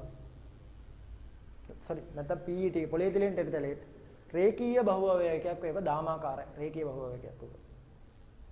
රේඛීය බහු අවයවිකයක් වේ. හරි. ඔතනින් ඔයාලගේ මේ කතන්දර ටික ඉවරයි. අපි ඊළඟ සෙෂන් එක දවසේදී ඊටු ටික කතා කරලා ඉවර කරමු. මෙතන තව පොඩ්ඩක් ඉතුරුලා තියෙන්නේ. මේ රෙකෝඩින් එක දාලා තියෙන්නේ. රෙකෝඩින් එක සම්බන්ධව රෙකෝඩින් එක බලද්දී ඔයාලට මොකක් හරි ඩවුට් එකක් එනවා නම් මොකක් හරි නොතේරෙන දෙයක් තියෙනවා නම් ගෲප් එකේ මැසේජ් එකක් දාන්න. ගෲප් එකේ හෝ මට මැසේජ් එකක් දාන්න. නැත්නම් අපේ ඇඩ්මින් අයියා ඉන්නවා. ඇඩ්මින් අයියට මැසේජ් එකක් දාලා කියන්න ගැටලුවක් තියෙනවා නම් ඒ හා සම්බන්ධව. හරි. එහෙනම් අපි ඊළඟ සෙෂන් එකේදී හම්බෙමු.